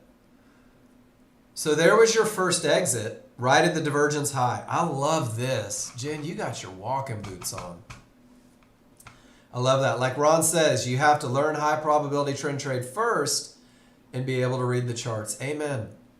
And then once the back of the bar clears trouble with all that momentum, Jen says, look at this. Money, money, money. She sang it in an Australian accent, and it was amazing. Beautiful chili dog. I mean, perfect. Couldn't have done it better. Foot-long chili dog. Yeah, she held it out a little bit. Well, do you guys remember that lesson about how as long as it doesn't close on the wrong side of those triggers, it's going up? That's what Jen did. She held it. Great job.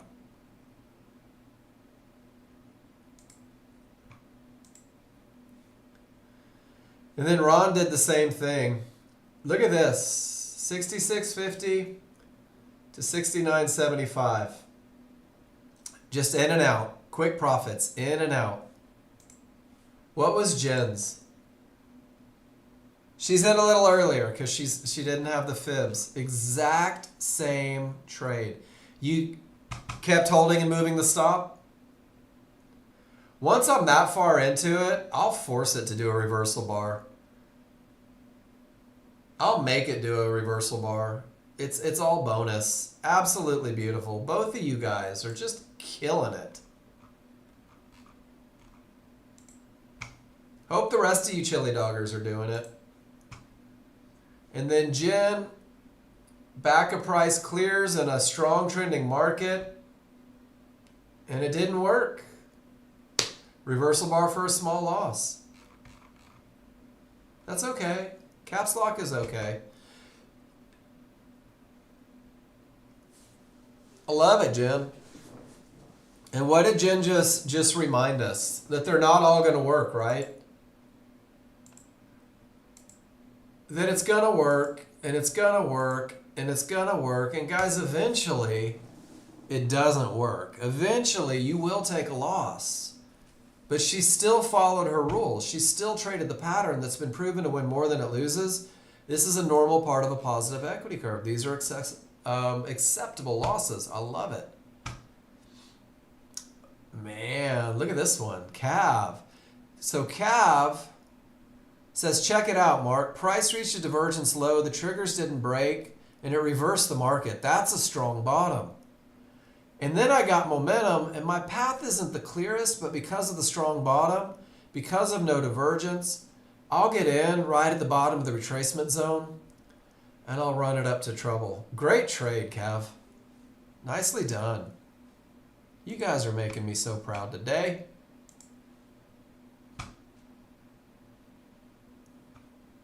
And then Jen, strong trending market, everything says down. You're in at 35 and you got out a little short at 28 because you didn't have room, right? You're like, hold it, I don't have the most room to the fib, but I want to make sure. I don't want to hope.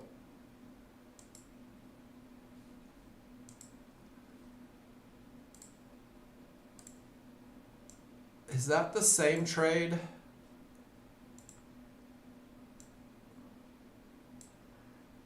$37 to $29, $37 to $28, $37 to $29. All right, my two favorite gens are taking the exact same trade. I love it. Golf carts are allowed on the beach till March. Heck yeah, go have some fun.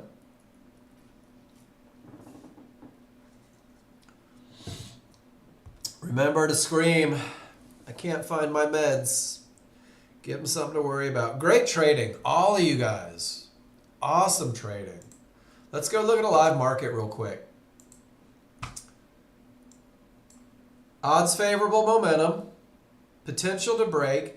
You chili doggers are probably in around 20, 18, hoping it doesn't pull back before it hits down here. If it does, that's your potential 50-50 trade. So if all that momentum stops at short, we can define where the market is most likely to bounce if we get that reversal. Does it make sense, guys? Strong top. Full reversal, odds favorable, potential to break. If I get a reversal bar, there's my lowest point of resistance inside of favorable large triggers. If I get an entry, my stop goes 5 ticks above. 4 to 5 ticks above. Does that make sense, everybody? This is it live in the moment. Someone asked me, how come you don't trade live in front of the class? Well, I have to wait for rules to be met. My rules also say that if that divergence prints, I can't take the trade. So I have to wait and see if divergence prints before I think about entering. And look, it takes 3 bars. No divergence. Boom. There's my entry. 2, 3, 4. There's my potential stop. Oh, that's a chili dog. Medium probability trade. That's what I want you guys to get out of this. Whoops. This is not a high probability trade because this area isn't broken. This is taking an entry at the lowest point of resistance inside of triggers to see if they want to continue down from the strong top. It's either going to hit my stop or it's going to give me a reversal bar in the direction of my trade. I'm in at 24. Let's see if it gives the reversal bar, and I'll put one target at $100, one target at $200. So right now, my only option is I either get a reversal bar in the direction of the trade, at which point, well, my stop is still where my stop needs to go, or I'm going to get stopped out. Can you guys give me a Y if you see it? Those are my only options. I have a strong top. That's rule number 1. I have strong triggers on both charts. That's rule number 2. I have no divergence on the small chart. That's rule number 3. I had a pullback to the area inside of triggers. My stop is where the market should not go if this is going to be a winner, and my targets are in place. Guys, I am powerless to do anything because the only thing I have is the KISS plan. And I followed every one of my rules, and this particular trade optimizes my chances of success for the 50-50 trade. It doesn't guarantee success, but this is the absolute best way you could take this trade. So now we're in a trade, and there's nothing to do. Wayne probably got in around 27 or 28 when it started coming back down. Is that right, Wayne? Odds favorable, clear path. Wayne says, I'll let it go through the mid-band and catch it on the way down. Yep, I know how you trade now. Wayne got a better entry than me. I had to take the rules-based entry. And now we're just waiting. What's going to happen? I don't know. I'll go get a cup of coffee mid-trade. Not really, because I can't get a cup of coffee that quick. But what do you guys think? Do you notice how it's all stalled out right at the fib, right at the decision-making point? We don't know what the decision is going to be. I don't know what the decision is going to be.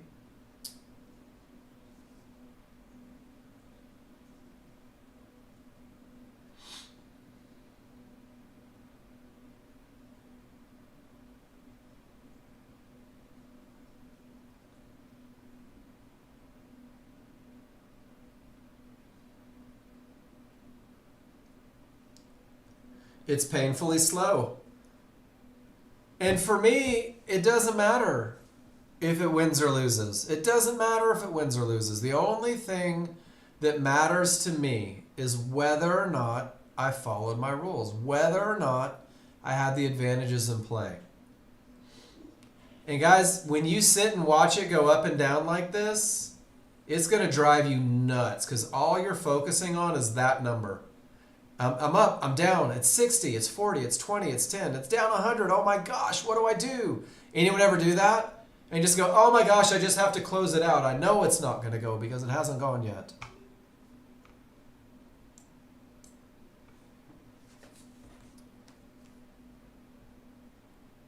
So we're just waiting. We're going to follow our plan. I need that reversal bar marker to get hit. And then that's my first stop movement. Has anything changed on the large chart since entry? Do I still have odds favorable momentum? Do I still have the potential to break? Am I still coming from a great top? Hell yeah. Guys, I don't have a care in the world. That's it. That's all I can do. Ooh, look, green numbers. Those feel good. Cav. Knowing where the market may retrace. Strong top. Full roll. In at the mid-band. Stop keeps you safe. Beautiful trade. Got in a little too soon. Pulled your stop up. Went down with it. That's where a little confirmation bar might help. Maybe a little early. How are we doing here? Oh man, got our reversal bar. Great trade though, Cav. A little early, but you knew where the market may retrace. You kept your stop in the right spot. That's all you can hope for. We're going to run through this one, guys, start to finish. We've already got our reversal bar. So the sellers have said, hey, guess what, Mark? With that good top, with this momentum, with the potential to break, we're going to give it a push. We're going to see what we can do. Doesn't guarantee you a win, my friend, but at least we told you we want to go down. That makes me feel good. Let's see what happens. Either way, you also run the risk, Wayne, of getting stopped in and then it just bouncing right up anyway, and you never get a reversal bar to put your stop behind. I like it though, but with this much going in, I'll just enter the trade. I'll just take the trade. With this many advantages in place, man, if they want my money, they're going to have to come get it. That's the confidence that I have in this trade. I can't call it high probability because my path isn't clear. But I can look at my large chart and I can know without question that I have the advantage of momentum.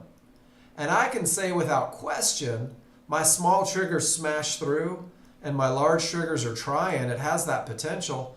And I can say with no hesitation that I am coming from a strong top, that I defined exactly where the market is most likely to bounce, and that I've got a very basic plan that revolves around getting me paid. The only thing that would change the dynamic of this trade is if divergence printed on my small chart.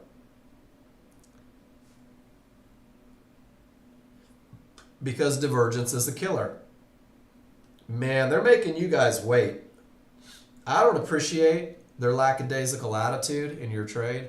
And guys, this is not me telling you to take a trade. This is not me telling you you need to be in the market. This is me telling you that I follow the KISS plan in this room, and the KISS plan says that I am obligated to take that entry because the rules were met. And that's it. That's all I'm saying. You guys have to do your own thing. Don't let me influence you. I have been accused of being a bad influence more than once in my life. And Wayne, since I'm in the middle of a trade on crude oil, I'm not going to bother looking at the S&P. Makes no difference to me. Because I'd hate to hit my first target and not move my stops. Oh no, man. There's that divergence. My rules say I have to exit because divergence kills 50-50s. And sure enough, it did. Pretty cool, right, guys? All it is rules. Doesn't guarantee a win, but I know everything that I'm looking for. S&P, strong triggers, clear path. My mid band is on the wrong side of those triggers, so rule number 3 isn't met. Some people will say, with odds favorable and a clear path, if I get a reversal bar off that area, I'll take this trade. And just put a buy stop right on it. Further it goes below those triggers, less likely it is to work. How far do we let it go?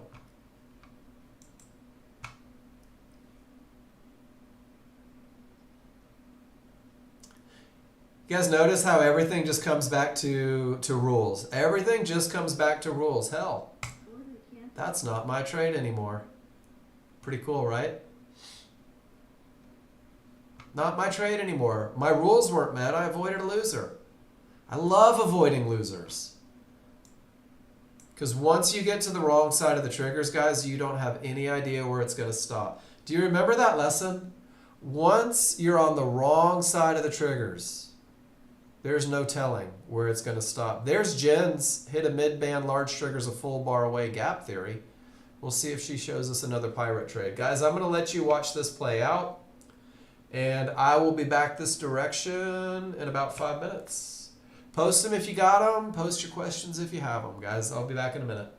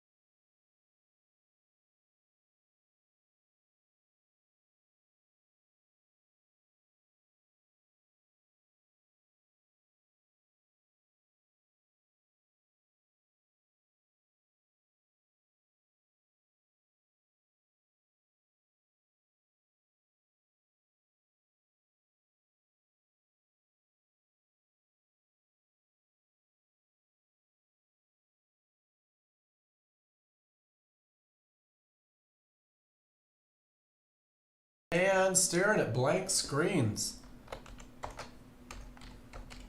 That's no good. It happens to you, Morgan. Figures. Cav, if you're still in here, have a great day. Whoops, I'm caps lock. Let me get my Ninja Trader back up, and we'll see what we can get done here. That's what I did on break, as I had to rebuild Jenny's as well. Nexgen gens. So let me get connected. We'll get thing going. Jen, my wife. Yes, not the other Jen. I will, as much as I want to help you guys, I will probably never fly to London to help you rebuild charts. Probably never. We did talk about just how real it is, though, going live. We had a quick little off break conversation about her getting a funding company. She's like, I kept trying to tell myself I'm not ready. And then she said, but I can do this on Sim. I can win on Sim. I can make money on Sim. Maybe I am ready. She goes, there's no difference. And I said, there's all the difference in the world, because once the money is real, and I think most of you will attest to this, once the money is real, you're going to find out how much trust you have in your plan. You're gonna want to move stops quicker. You're gonna want to move targets faster. And I can too, Jen. And it was funny because it's normal, and we all think that we're in this little bubble. Everybody thinks they're in this little bubble, and they're the only one that trades in determination conditions, and they're the only one that moves the stop too fast, and they're the only one that trades, whatever.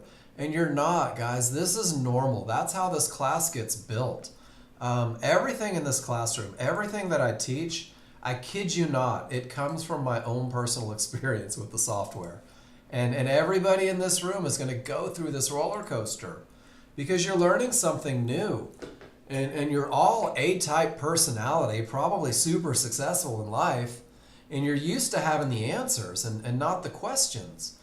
And guys, you're going to go through this whole wave, and if you survive the wave, and you will survive the wave, if you stick it out in my class and ask a lot of questions, you're going to get here. That's just where you're going to end up. But along the way, there's these things that you're going to work through. You're going to work through learning your rules. And then you're going to work through following your rules on Simulator. And then you're going to have to work through following your rules with live money. And you're going to have to work through management. And guys, it's fun to work through it. It's not a chore. It's a matter of just doing the same thing over and over because it's been proven to win more than it loses. Weak bottom gave you odds favorable, clear path. 2 ticks above the mid band, inside of triggers. Joel, beautiful. And guys, this is one of the most important things you have to do. When you drop some knowledge on this classroom like this, when you post a picture and you're like, man, this was perfect. My entry was perfect. My profits were beautiful. Everything was what it needed to be. Guys, you have to celebrate that victory. You got to say to yourself, okay, I can do this. Even if I make a mistake, I can do this. Even if I exited early, I can do this. Even if I got out late, I can do this. I know I can do it. I'm just learning how to repeat it. And that's exactly what it is. And Joel, I've got one thing to say. You took an exit 2 ticks above a mid-band inside of favorable large triggers when your large chart had momentum and path. You see it?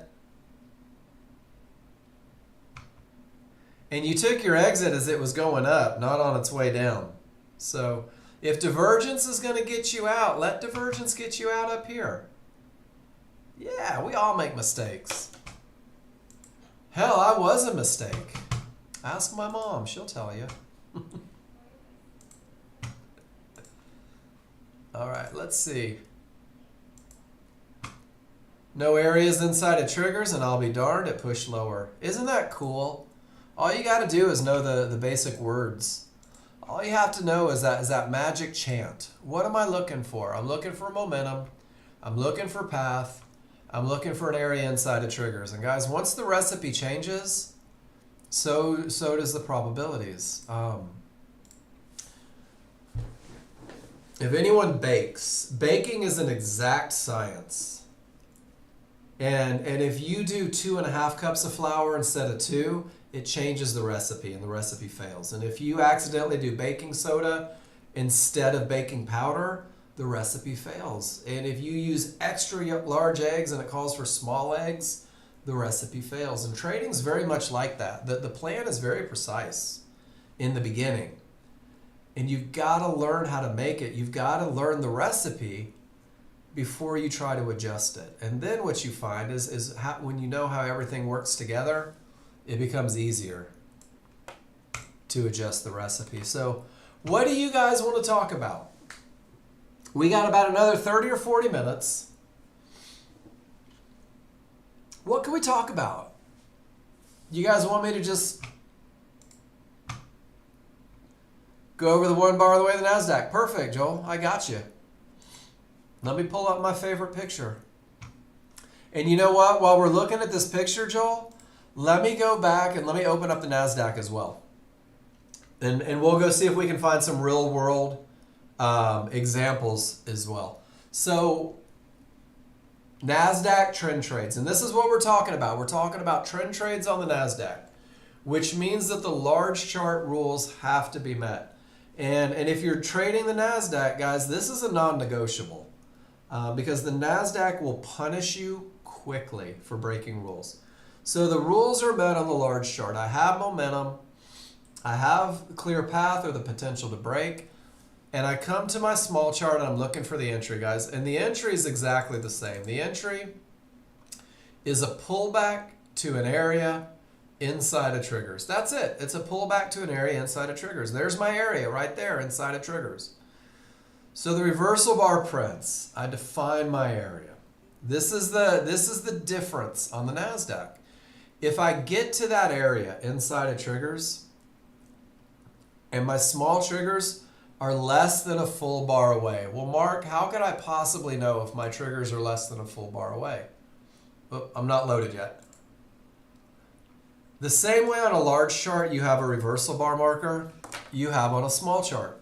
And if these triggers are straddling or below that reversal bar marker, the small triggers are not a full bar away.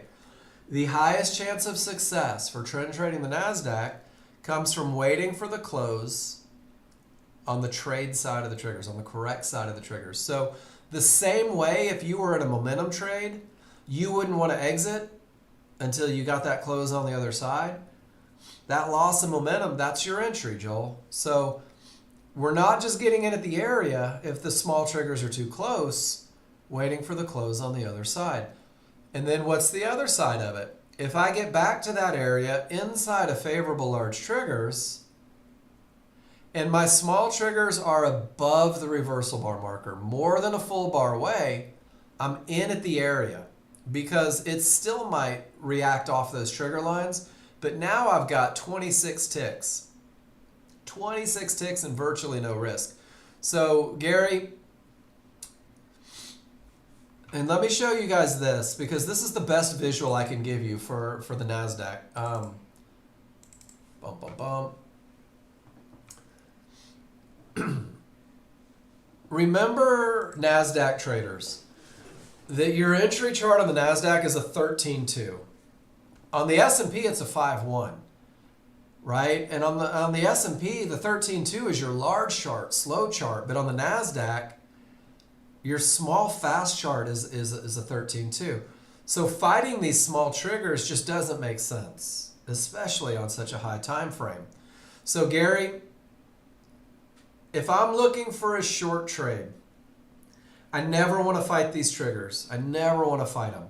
And my definition of a fight is if these triggers are ever less than a full bar away, I'll force the market to close on the correct side of them before I enter the trade. So let's go see if we can find an example. NASDAQ should be loaded by now. And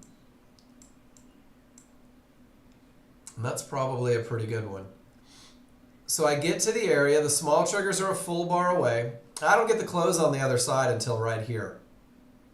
And then it does push up. It's a 50-50, I think, divergence, or actually that's into a termination. And once we get to the other side of it, then they decide to head down. the 50-50. This is a good example. If you thought you were going to go long, smalls above, large, 50-50 failed, thinking it's going to go back up. When you get to the mid-band, those small triggers are close, and you never get a close on the other side. You never miss the loser, or you never get the loser.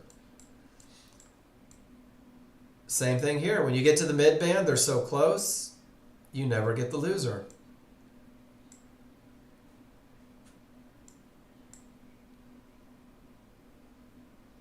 Small triggers are less than a full bar away. Don't fight them. Does that make sense, everybody?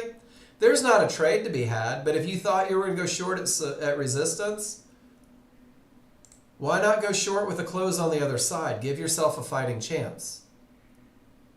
Gary, did that make sense? And let me see if I have a couple pictures in here. And this is in, I've updated a little bit. Let me stutter.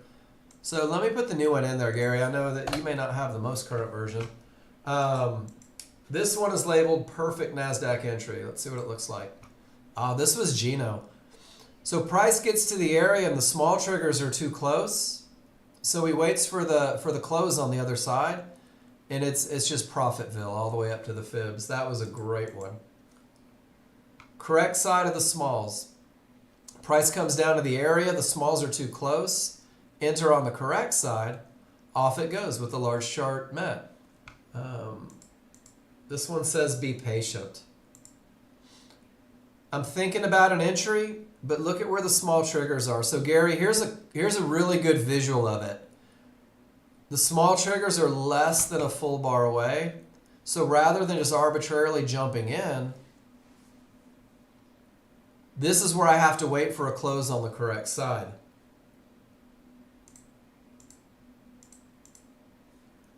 This one says wait for a close. It never happens. You never take the trade. Isn't that awesome? You get to your areas, you never get a close, you never take the loser. Does that help you NASDAQ traders a little bit? When to wait. Smalls above the reversal bar marker. There you go. Wait for a close on the correct side. Check it out. You can use a stop order to make sure price gets below. And why the close needs to be on the correct side. Look at how the triggers behave to support. This is kind of a boom, boom, boom. So when I'm thinking about the trade, I know I have to wait. Once I get up to the areas, I get my stop order on the correct side of the triggers. I force the market to get below those triggers.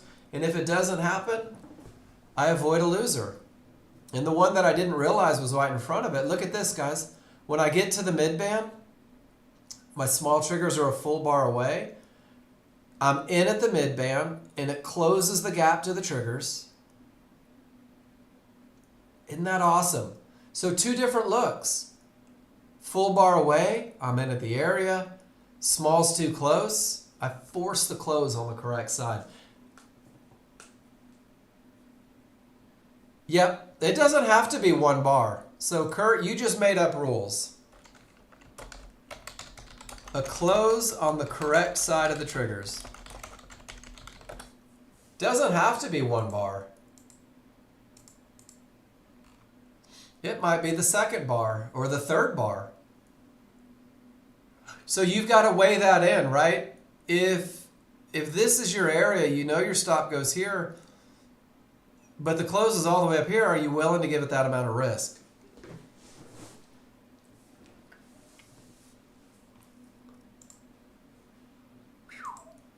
Whoops. I hope I didn't just... Nope, I didn't. Okay.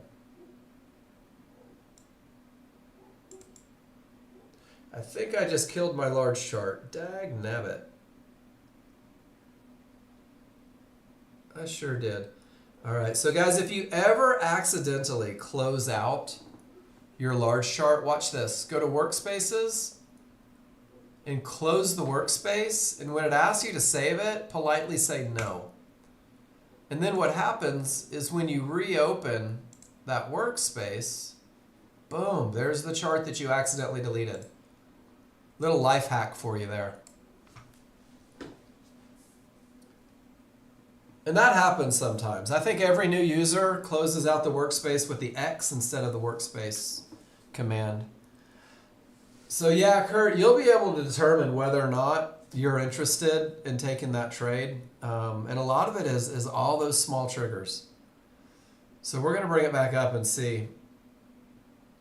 And I think it was a pretty good example when we said if you wanted to buy that Fibonacci resistance because you're saying everything still says down. Watch when the small chart comes up. You'll notice that it was the close on the other side of those triggers. Let me let it calculate so I don't crash it.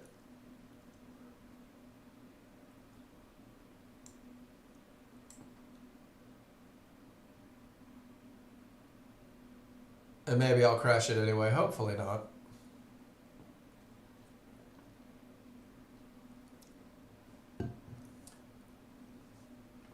If you took the first close, it tried to go down, and then as it came back up, it was right off of resistance where you get your close below the triggers. And guys, that's when it heads down. Kurt, my PC doesn't struggle. I could launch a space shuttle with mine. Everything on my computer runs 170% above standard. But the NASDAQ, let me show you why the NASDAQ takes a minute. I can't fit all of today's ups and downs. So that's where today started. And this is, I can't even get to the end of it. So when you open your software, Kurt, it's measuring every one of these up and downs. And it's going back 10 days to do it. And it's creating higher time frames and lower time frames. So what your software is doing, and I think this is amazing. I had no idea John Novak was this smart. It's doing tens of thousands of calculations, especially in the NASDAQ. That's why the S&P takes a little bit too. And then once it does every one of those calculations, what it does is it weighs them and sorts them. So imagine, if you will, and I'll show you what the software does. Man, look at that. We still couldn't get all of that information in there as well.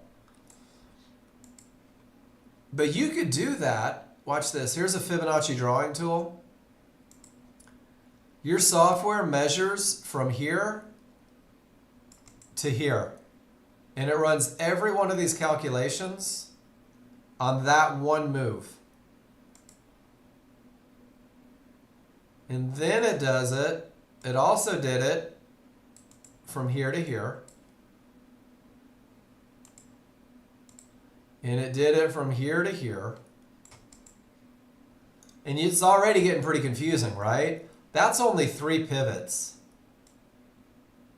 Can you imagine what that thing is cranking out on the NASDAQ? It's kind of cool. It's pretty amazing. And from all of those calculations come these amazing fibs that are like freaking magic all day long. And I'm not a tech guy, so for me this is even more incredible. This is like what it must have felt like when the cavemen saw eclipses. Just trying to wrap your brain around what goes into giving you guys these advantages.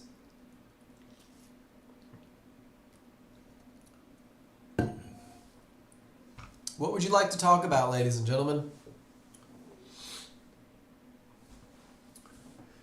That looked like momentum and path and pullback to resistance inside of triggers.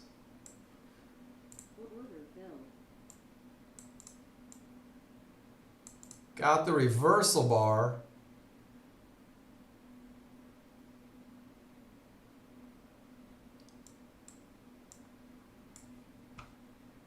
Does that fit the bill?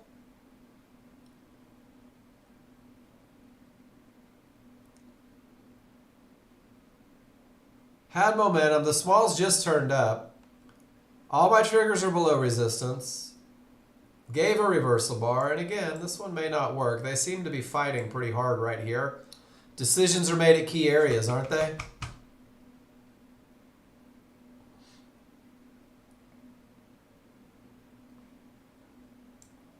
It's just a look. All it is a pattern, guys. Weak triggers right at a fib. I'll be darned. A big ugly bounce. Directly into resistance, mid-band, pink 1-to-1s on the NASDAQ count. Who knows what's going to happen? Look at the scramble, though. NASDAQ's so fast, it's hard to give this lesson. All of that happens inside of this bar, and I'm still in that range. And that bar, if it goes down, I'll have bars all the way down to there to that reversal bar. See how I'm caught inside of one bar? I don't have a clear path. I'm from a weak bottom. I'm directly into pink 1-to-1s on the NASDAQ. That's a termination. My gosh, I've got 3 divergences in the same price range. How many red flags do I need to not want to take that trade? That one's still jacking around, isn't it? Who knows? What would you like to talk about, guys? I'm not sure how many times I can say that. It's on your mind. What do you need help with? My favorite thing to do is help you guys. True story. I love helping you guys. I love helping you find entries, identify termination conditions, understand when your advantage is gone. It's what I live for.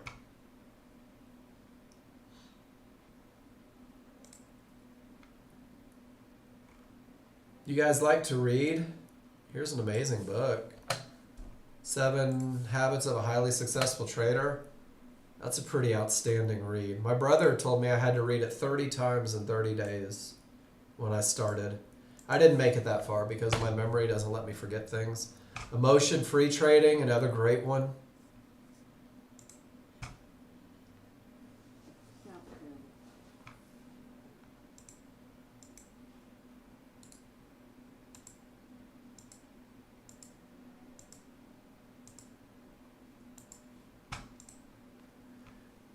You've been watching NASDAQ for many hours per day last few weeks with all the geopolitical stuff going on, lots of indecisions, lots of chop inside of 34.5 bar. Have you noticed this? Kurt, no. And man, this is going to sound, I don't know how this is going to sound. I hope it sounds okay. I'm going to be really honest with you. I don't care about geopolitical decisions. I couldn't care less about things in the market. The only thing that I care about, if my rules are met, I take my rules. I take my trade. And I take my trade no matter what. And I try to block out everything else. I won't do it inside of news or something like that. But this is a great example. Every trend trade entry, Kurt, is chop inside of a 34.5 bar on the NASDAQ.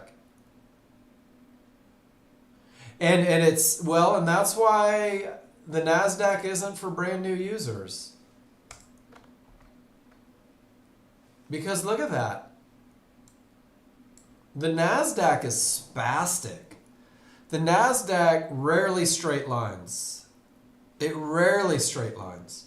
Which means that not only do you have to be able to call your entry, but you've got to be able to move your stops fast enough. You've got to be able to recognize changes if you need to manage it. And the NASDAQ is tough. So you get your large chart read, right? And then once you get your large chart read, check it out. If you thought you were going to go long here, the small trigger said no. And you're just kind of like, oh my gosh. And then maybe you've got to take alternative entries. But these pink 1-to-1s on the NASDAQ are a termination condition. So you had a 50-50 trade with 1, 2, 3, 4 divergences, which says don't even think about it. Wait and see if it wants to go down and find that that next area. So Kurt, if you can't look at your chart and come up with everything inside of a matter of seconds, your opportunities, your trades are gone. And now we've got a failed 50-50. I've got strong triggers. I've got the potential to break down, and I already had a bad bottom. Hell, if they pull up and give me a trend trade, I love taking a shot to go down to the fib. That's how quickly NASDAQ reads have to happen. And then let's see if it gives us the idea. As I pull up, there's my area. I'm above the reversal bar marker. I can't take that trade. So if I'm going to enter, I need to be below those small triggers. Let's see what happens just for grins. So it's not even a reversal bar, it's a close on the other side of the triggers. Whoa. I'm right at the area. And at this point, my rules aren't met anymore. I have to be able to close it out in time. But that's it right there. That's exactly how trend trading the NASDAQ is. And it's that fast. And now you just don't have anything to do, right?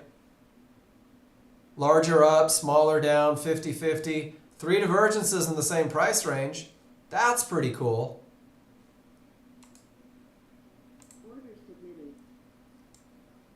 That's kind of your momentum style trade, but there's no momentum.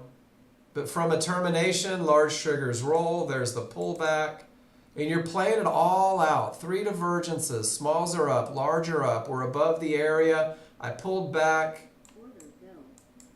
Is it a trend trade? Hell no, it's not a trend trade. And there you go, you're killed that quick on those alternative trades, and that's exactly what I wanted to show you.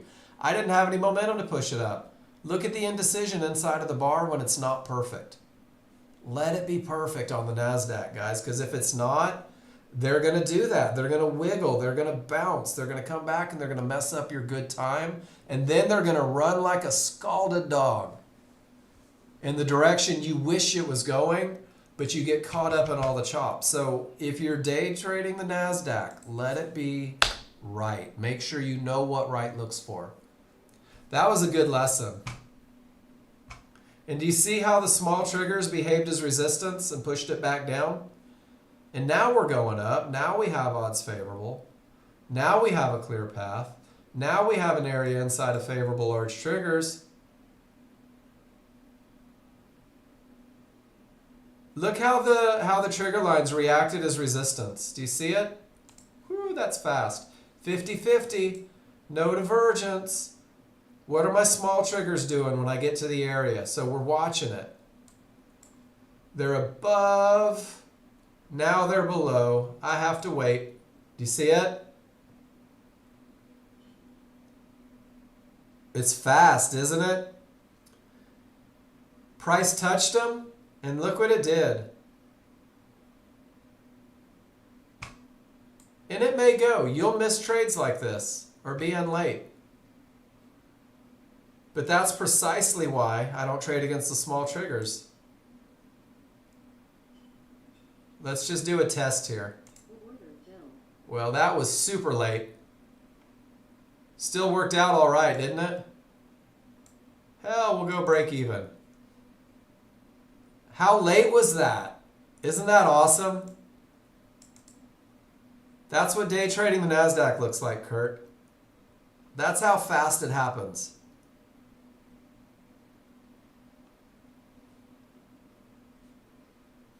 Oh no, we got a tick away from trouble.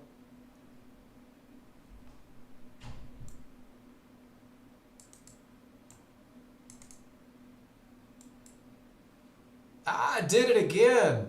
There we go. We made it. So there you go. There's your live world example of day trading the NASDAQ. It's crazy, isn't it? It's fast. And look how quickly it comes off that termination. You're welcome.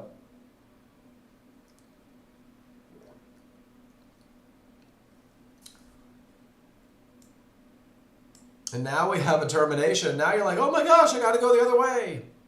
And it all starts over. I love the NASDAQ. There's times where the NASDAQ is too fast for me to trade. where I can't get, because look at this, we wanted this entry at 34. We got our entry at 36.50. We gave up $100 on that trade trying to catch it when it got above. That's hard. Termination, odds favorable, clear path. Give me a reversal bar before we hit support. Here it comes. Is it? Whoops. There's my termination. It's a target until price reaches it. They're screaming though. And they're screaming right off a termination that reversed the market. There we go. Fib hit. Not doing anything. Now I got to sit still.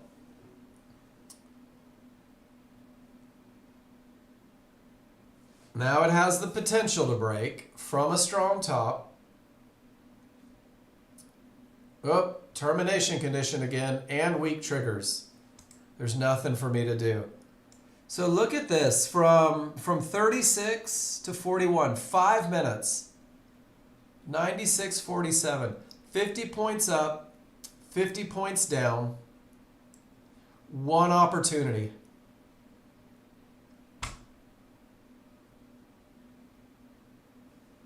That's not a bad way to make a living. If that's the only trade that you got from 36 to 46, 10 points, 20 points at $100 a point, is it? No. 20 bucks a point? I don't know. Math escapes me. It's a $400 trade. It's a $400 trade. NASDAQ's fun, guys. But if you can't keep up with it, it'll get you. How you been, Tony? Good to see you in here. Now I don't have momentum, but I do have a clear path. I don't have an area inside of triggers. Guys, my rules aren't met. And look what the market just did.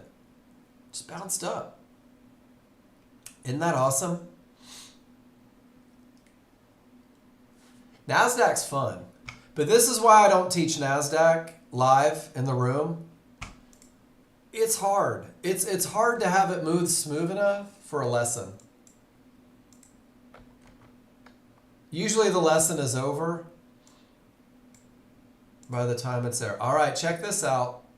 Man. Support, mid-band, large triggers don't follow, back to the second level of support. Do you guys remember that picture that we took earlier today? It was this one. There it is, the opposite direction. Same pattern again. This time it's in the S&P. Area, area, triggers don't follow. When it hits the mid-band, it's the same thing, guys, over and over. Would seeing this make you think twice about going short into that termination condition? It should. Wayne, same trade. Beautiful. You got in. You decided to get in at the area. We took the close on the other side. I like it. You get paid. 5 ticks below fib. I love it. Great trade, Wayne. Same one we did live. And then that's the one. No reason to take that short, right? No reason to take that short. Large chart rules weren't met.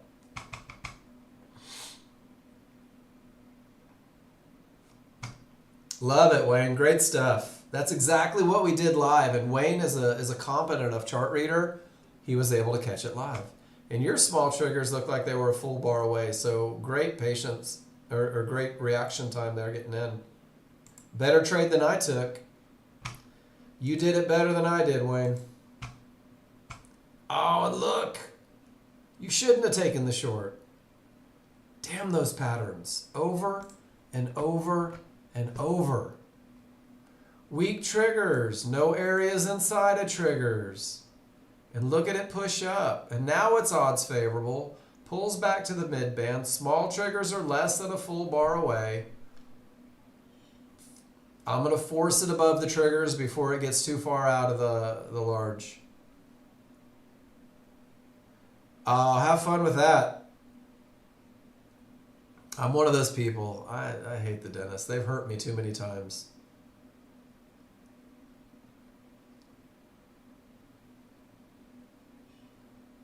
Too many times. Do you see it, Kurt? Small triggers were right there. Now you're above them. Once you get above them, until it gets back below them, it's going up. So chase the reversal bar marker if you want into trouble. But as long as it doesn't close on the wrong side of these triggers, it's going to go up. They're going to go retest the area. What do you think? Go break even just for grins, first target hit. Do you see it though?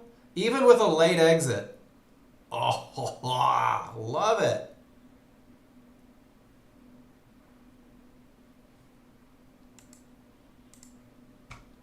You just let it run. Shit, you're up 11, 12, 11, right? Can you say if a reversal bar prints, I'll exit, and if it doesn't, I'll just keep letting it go up? And you could do that infinitely. Chase the reversal bar marker if you want. One tick below. Force them to take you out. And if they never do, guess what? You're just going to keep going up. Every up bar is less risk. There we go again. Move it up. There we go again. Move it up. There we go again. Move it up. Hell, I got 9 points locked into this trade. And you can do it. What if this is going to be the home run? You can put that in the distance. Let's force the reversal bar.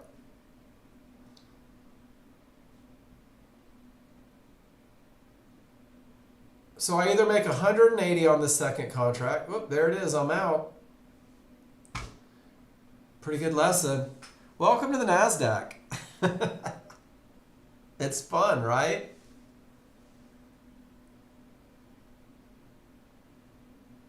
NASDAQ's a blast.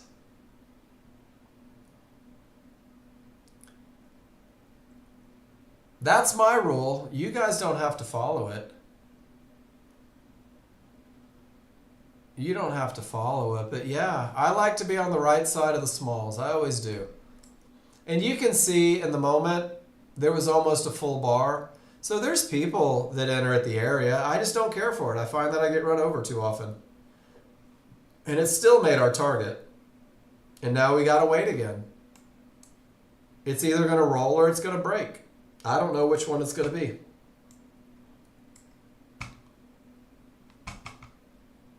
It's fun. NASDAQ's not usually that compliant, but it was pretty good.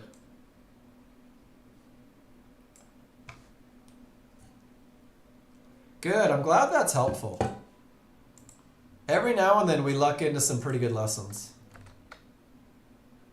And it did eventually go, didn't it? But they wanted to fight it out. That's tough to trade. That's a termination condition. Sure enough.